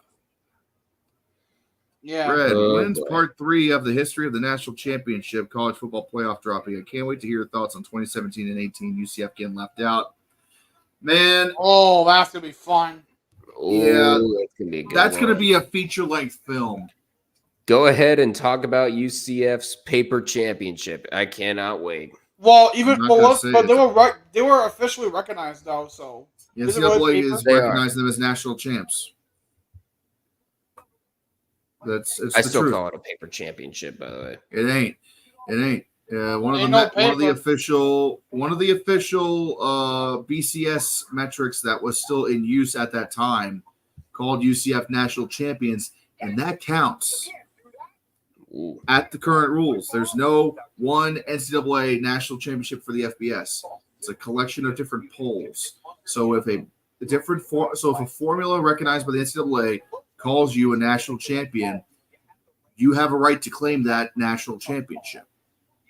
So therefore, they claimed it. The NCAA recognized it because they claimed it, and that's why it's legit. Yeah. And to answer the question, Harvey, I'm going to try to have it out by the end of the year. It's going to be a 3-hour-long video, more than likely. I want to get a couple more videos out before I go complete. God, shit. I want to get a couple more videos out. I just saw the close-up that Oshawa just put in the Fantasy Football General. I want to get a couple more videos out for this? before Are you anything else. kidding me? And It's in Fantasy I should Football be able General. to, Look at what but- Oshawa posted. You gotta be fucking shit. You gotta be shitting me. It doesn't look good, man. No, his season's done. yeah. His season is fucking done. His season is cooked. No, his ankle and lower leg twisted on that. Man, yeah, that's fucking bad. It's over for Green Bay. Oh, It's it's so over. Is so over. It's just unfortunate. Yeah, So Nick. unfortunate. Give me until the end of the year. I'm going to try to have it back before. I'm going to try to have that out before the playoffs start. We'll see what happens. I honestly don't know at this point. Just do your best. Don't fucking rush it if you don't have to. That's why it's taken so long to this point. I've also had other shit I got to do. I'm only one man operating this shit over here. I Yeah. don't have it. I don't have enough money to have a crew working on shit for me. So here we go. Now back to the game. As bad as that injury is, we got to focus on the game right now. How much So, time is left, Zach Fan? We're at 2 minutes. 2 minutes. We're at the 2-minute warning. minutes.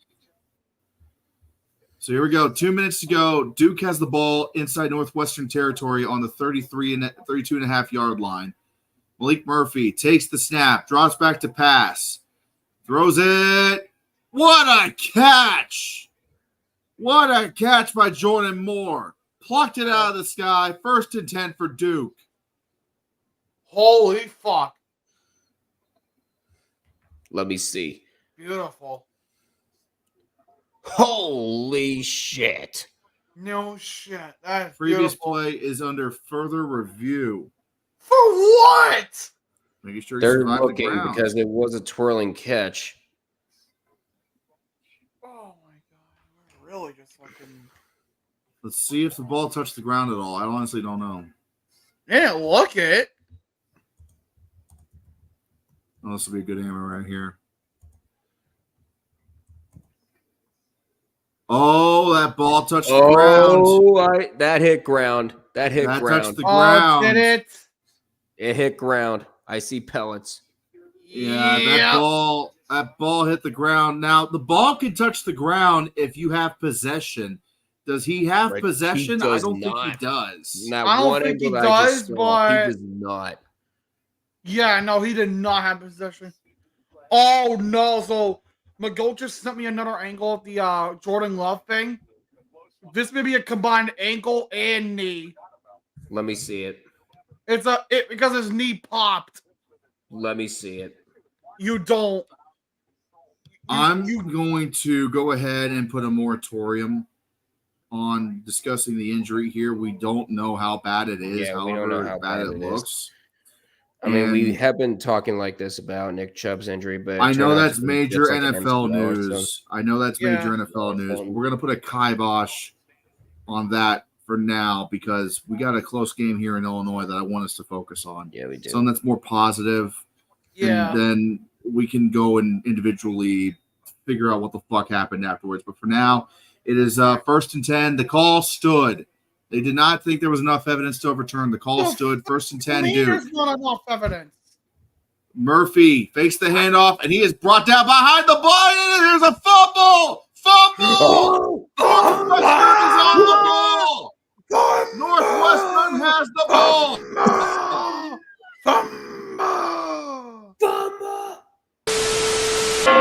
Hey! The people have spoken, and they say you suck. You fucked the ball. No, it was a That still might image. do it. It was a still image. That might do it. Wait. Oh, hold on now. This might get overturned. Oh, for fuck's sake, again? When it does the knee touch the ground before the ball comes loose, the call No. on the field is a fumble. No, you are not. No, it's not.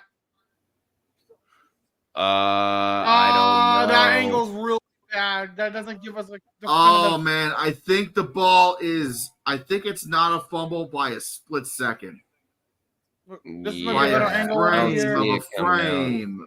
Oh That's yeah. No, that really knee's close. down. That knee is down before it comes out. Yeah, that It's knee not is about the long ankle, it's down. about the knee. And I think the knee might be down a split second. Yep, there it is. Mhm. I think that this is going to get overturned. But So I'm watch, just you're gonna gonna say they have preemptively- no evidence to suggest that that play should be overturned. When they had like one angle that you could see on that last Shit. one. Oh shit. Yeah, replay is reviewing the play right now, but I'm going to go ahead and just say it right here. I honestly think that's going to get called back. It'll be ruled a Why? sack, but it's a sack is better than a fumble right now. That could have been the ball game right there. I But believe they from- just confirmed it with Duke that it's gonna get overturned. I think they just confirmed that. No, if they confirm it, that means the current call is correct. No, I mean Need they confirmed the overturned. reversal. That's what I'm saying. I'm saying that So they Folks, overturned the correct. call. I'm From still the waiting wa- on the referee to come way- out and say it's overturned. the way that the referees were discussing with the coach of Duke, it looked like they were basically confirming that overturn. It's up to the Big Ten offices in Chicago. It's not up to us, and it's not up to the referees on the field right now. Like they're going to be doing an input here. I think that the ball is. I don't think it's a fumble because it looked like he was down by a hair, but I also understand it's a pretty bang play. So you really got to look at it and just decide if there's enough to determine that it was. I mean, the ball is coming out right as the knee hits, so that's really close. It's a bang play. Is there enough to overturn it? I doubt it. It's a really long review right now. This is longer than They're normal. like really taking their time. They want to get this call right. This could decide the game. No shit. Oh yeah, this is gonna decide the game and more. Let's say okay, calls reversed. Duke has a chance. It stands. This game is over. Duke would have 2 timeouts, and that's it. And Northwestern They're taking a long ass time. All right. Referee's about to come on the field and announce the decision, I think. All right, let's see what the call is after further review.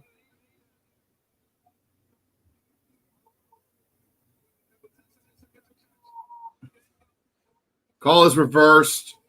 Duke is still alive. As we expect. Ball is. So the longer review was due to having to find the spot of the ball. Oh, Akbar, it is going to be second down. Let me show it. It is second down for Duke, and they still have a chance.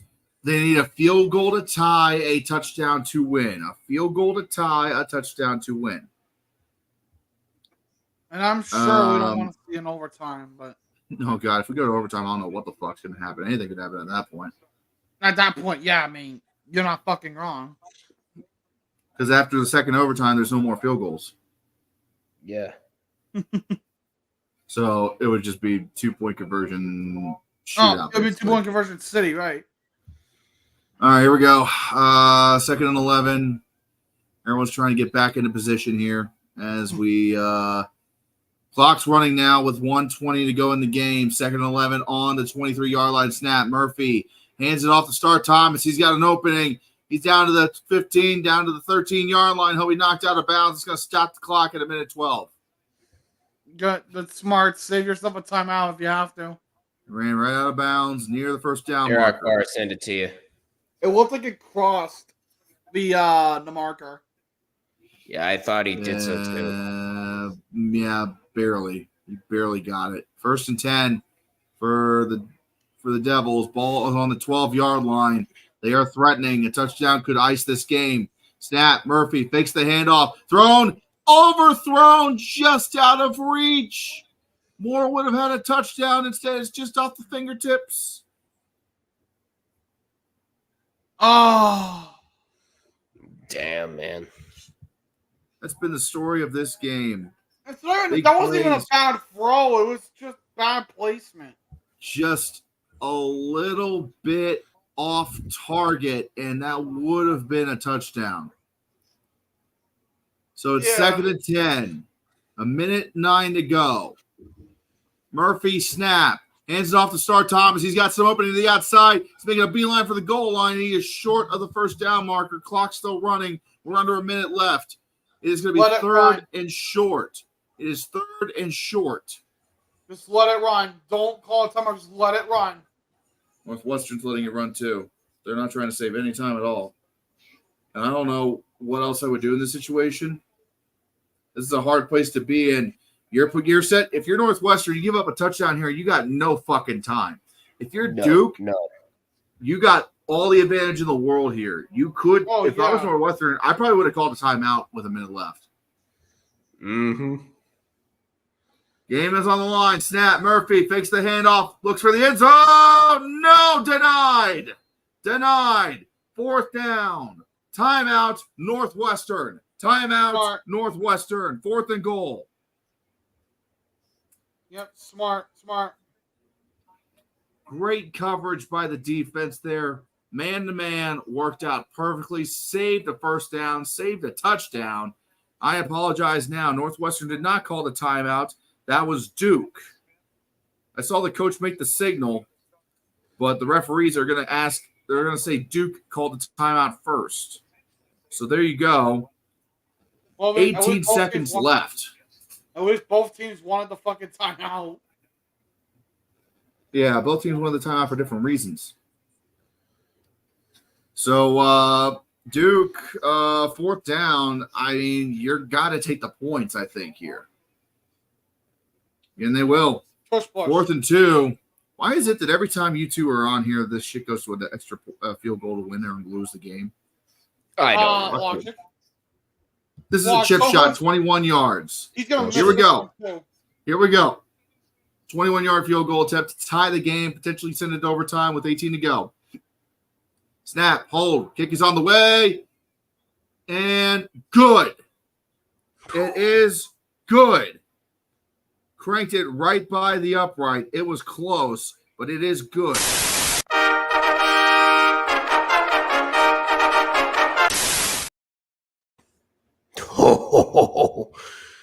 Almost the exact same kick, too. Yeah, no. Just in the opposite direction. He literally, that was close. He about shanked it the wrong way. So, now what? 18 seconds left. Fuck. I think we will. Are we about to hit after hours in frickin' Chicago? Yeah, on a Friday night, no less. It is 12:30 in the morning on the East Coast. It is about 11:30 in Chicago. And we got Big Ten versus ACC having an after-hours feud. We're in Indiana, so... And I think that part of Indiana practices Eastern time, so... It's Evanston, Illinois, not Indiana. Evanston, Illinois. Oh. Yeah, it's Chicago. Come on, man. All right, 15 seconds left in the fourth. Sorry, I don't study my fucking geography on the city of Chicago. Both teams have timeouts left. They're going to do a squib kick, and it's jacked up, and Northwestern falls on the ball. They about muffed the return. Hands team did not have hands, it seems. 13 seconds left. Northwestern, you have one, maybe two shots at a Hail Mary here. I have an idea. Yeah. Pull a fucking Kansas City Chiefs and fucking storm your way down the field within 13 seconds. Well, you got to have one good Hail Mary throw to get your ass in a field goal range, call a timeout, and then try to get your kicker on the field for the game-winning kick. So here we go. Let's see what Northwestern calls. And I don't think they're taking a knee. They're going to play to try to get into field goal position here. They are on the 28-yard line. Snap, right, looking to throw. Duke rushes 4. Right, steps up in the pocket. He gets tripped up, and he is brought down. And that will do it. We're going to overtime. We are going to overtime. Do for sure see the link. First time in the history of this YouTube channel covered an overtime game. So, Actually, no, it's not right. Actually, no, it's not. Semifinals, Michigan, Alabama. That went to overtime. You're right. You're Oh, right. yeah, but that I is wasn't- right. Yeah, you're right. We did during the mega stream we did for the semifinals, which was a horrible. Yeah, the mega stream that we did. All right, three of fair us. enough. It was a fun stream, but man, we were dead after that one for the Really triple goal. good. So here's the rules Really for overtime. We were dead. College rules. Each team on the first overtime gets possession at the 25-yard line. Each team gets one chance in the first overtime, one timeout per team in each period. After the second overtime period, if we're still tied, must attempt a 2-point conversion following a touchdown starting in the second overtime. In the third overtime and going forward, teams must rotate 2-point conversion tries. So, is all that clear? Mm-hmm. Yes, chef. First is your traditional overtime. See ya, chef. Yeah, we're cooking all right. You have your traditional overtime. Starting, each team gets one possession at the 25. And Nick, Second by the way, overtime. go on. Sorry. Second overtime, each team gets a possession at the 25. But if you score a touchdown, you got to go for 2. And then from third overtime on, it's 2-point honors only. And the winds are swirling 15 miles an hour still, so this should be fun. And Nick, this isn't the first overtime game we've had this season. We've had a couple of FBS versus FCS games going to overtime. Texas Tech, Abilene Christian rings a bell, doesn't it? Yep. Texas Tech should have lost that game, to be completely honest.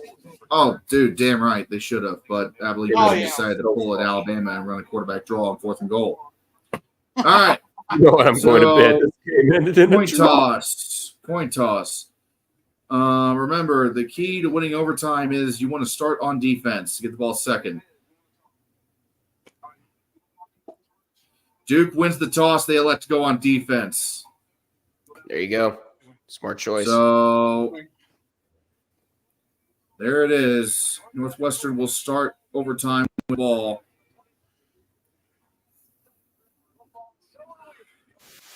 Look, there ain't no ties in NCAA college football. Someone's got to win this fucking shit show of a game, okay? Yeah, it's unfortunate. It has been a great game. It's been fraught with nerds nerding all over the nerd field and just moving out. Someone has to win this damn thing. Nerding all over the nerd field. Okay. Loser drowns in the lake.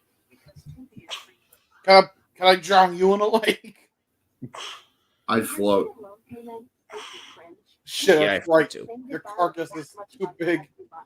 We all float down here. You'll float too. I'll flip this foot up your ass. Okay, Red You Foreman. know, like you flipped your fucking phone numerous times Huh? on my stream, specifically when you've thrown it. I didn't Yeah. throw the- Do I didn't need to throw pull the the phone. receipts? I didn't throw the phone. No, he did, no. Oh, yeah, that's right. Over one joke that shall not be mentioned. Yeah, Oh, please because don't. you're the one that put it in the fucking the new intro. You had to spoil the surprise, didn't you? Red would have seen it sooner or later. I'm surprised he hasn't seen it already. Both of you shut the fuck up.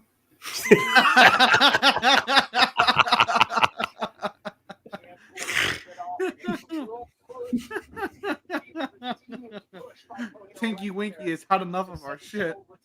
Tinky Winky gotta fucking commit war crimes if you don't knock it the fuck off. First and 10. Northwestern has the ball in the 25. First overtime. Here we go. No game clock. Play clock only. Snap. Hands the ball off to Cam Porter. He's breaking free to the 20, down to the 18. Seeing an overtime game gives me PTSD after North Dakota State tried a Philly special play in the FCS semifinals against Montana last year. The running back overthrew it by a country mile. Jesus Christ. And that's why you're running back.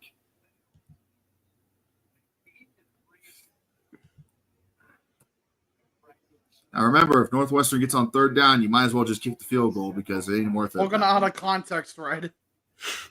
I'll look later. We got a game going on. It's in overtime. 2nd and 4, snap. Right, hands it off to Cam Porter again, and he is stuffed at the line. So you know what this means. Third down, Northwestern's definitely not going to convert it. Oh, God, no. Probably a field goal coming up here in a moment. God damn it. 3rd and 3. Wow. I am so sad this went to overtime. I love this game, and this has been a good football game, but I kind of hate that we're still here. It's almost 1 in the morning.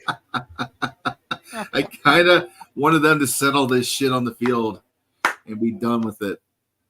Here we go, 3rd and 3. Ball is on the 18. Snap, right, looks to throw, and that is going to be, holy shit, they converted a first down. A.J. Henning catches the ball at the 10-yard line. Wow, it's a They actually fucking converted? miracle. Holy shit. They Yeah, actually Carter, did. you're welcome. It was just God brutal. damn.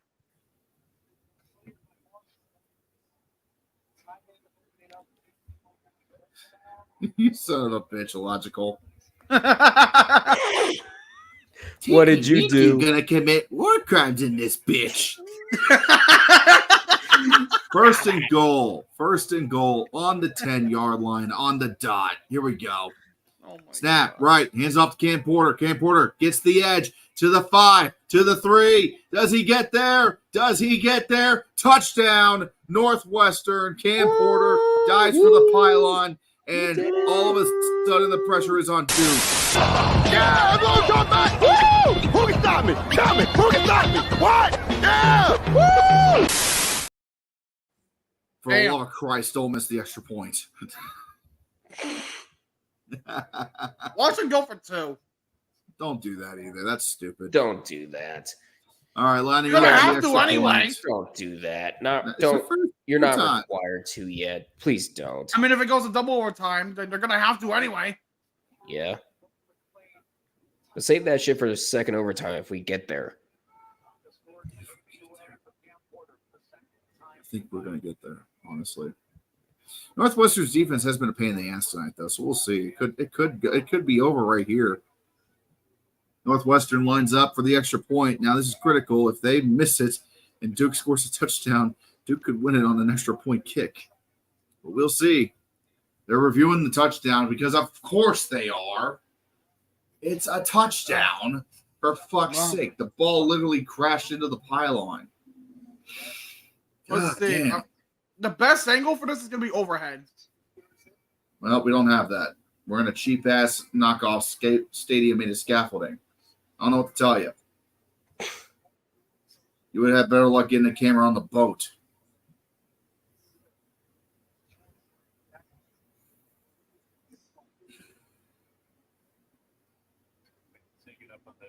Explore Minnesota. Why are you advertising Minnesota? This is Chicago. Yeah. That makes about as think much he sense as when I just saw. gets it through the pylon. I think if the ball touches the pylon, that's crossing the plane. That's a touchdown. Yes. Yeah. Specifically, the way the ball hit the pylon, that should very well be a tutty. Keep this in mind. Call stands. Touchdown Northwestern is confirmed. Keep in mind, There it is. if the ball is over the sideline, but it hasn't touched the ground, it's not out of bounds. Yeah. The plane technically, therefore, extends all the way to the wall. If the ball crosses the plane and it's like 5 yards out of bounds, if you catch it and your feet are in bounds and you caught the ball, it's still a touchdown. All right, lining up for the extra point is Northwestern. And snap, hold, kick up, clean and through.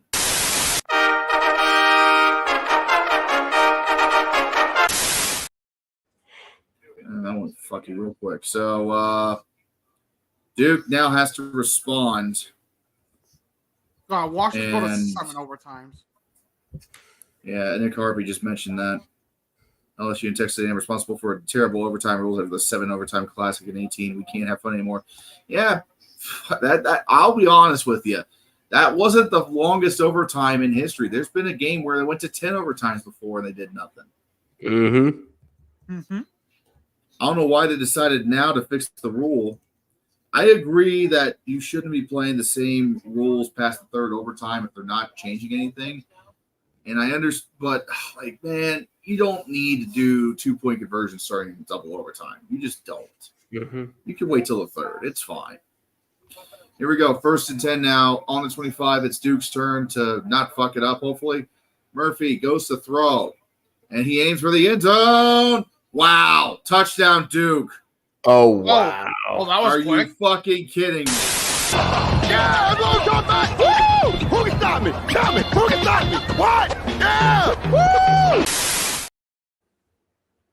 One play. One fucking play is all they needed. Oh, damn. Okay.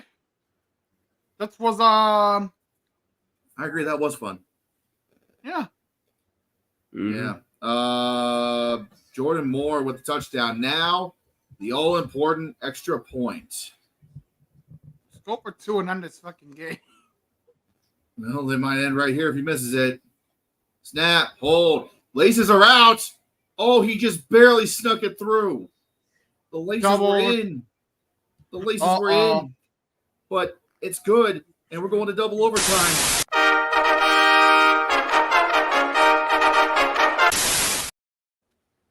Son of a bitch.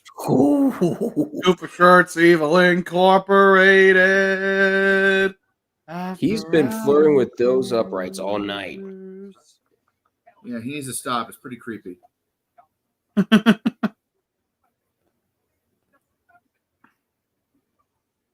My scoreboard was not designed for double overtime, and I honestly regret that it wasn't.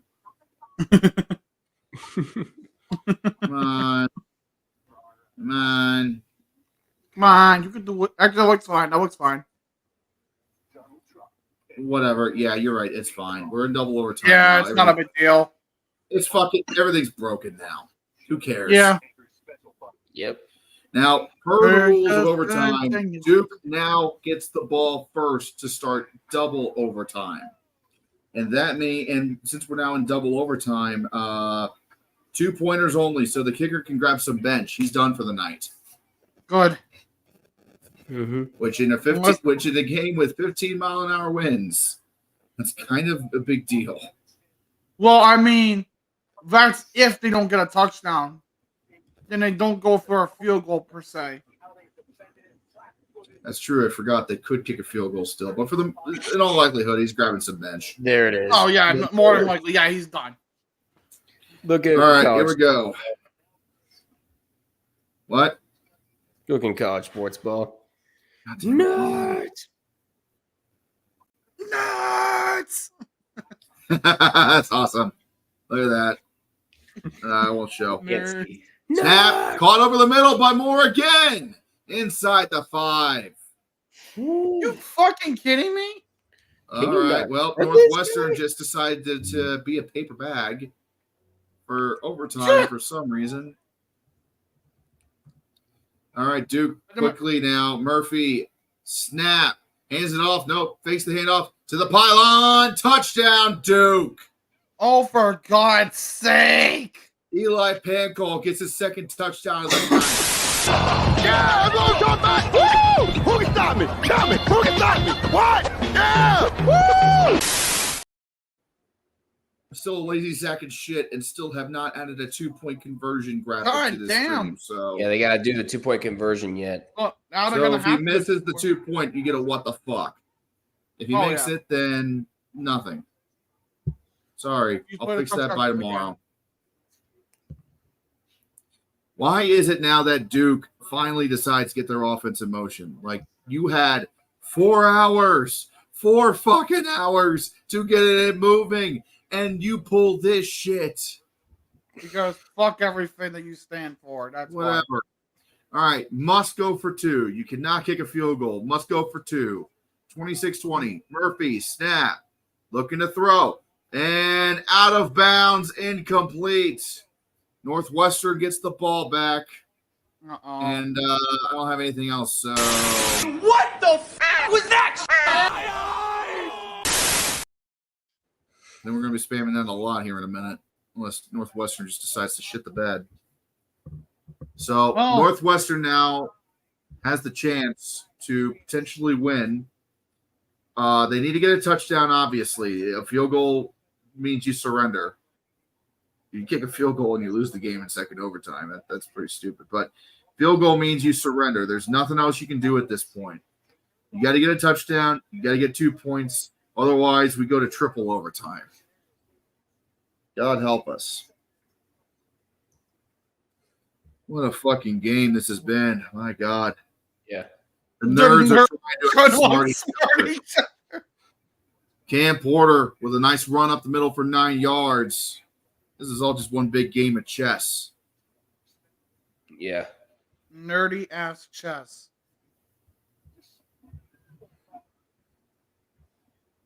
Did you send a fucking voice clip for it? I was trying to type something else and I fat thumbed the microphone.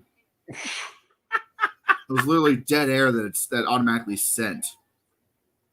2nd and 2. Ball is on the 17-yard line. Snap. Hand off to Cam Porter. Cam Porter will get the first down. They'll be brought down around the 12-yard line. First down. It'll be 1st and 10 for Northwestern. That's actually kind of critical. It means it won't be 1st and goal. Red, that was play number 69 for Northwestern that game. Nice. Very nice. 1st and 10, Northwestern. Holy shit, my buddy that I work with is probably losing his goddamn mind right now. He's a godforsaken Wildcat fan. God. Yeah, I know. Poor bastard. I feel for him. No, if he willingly chose to cheer for Northwestern, that's his own fault. Snap, right. Looking to throw. He will. It's Cam Porter with the reception. He's going to fall out of bounds. Where will they spot the ball?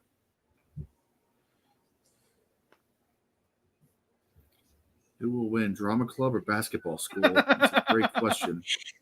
Well, we'll find out at some point.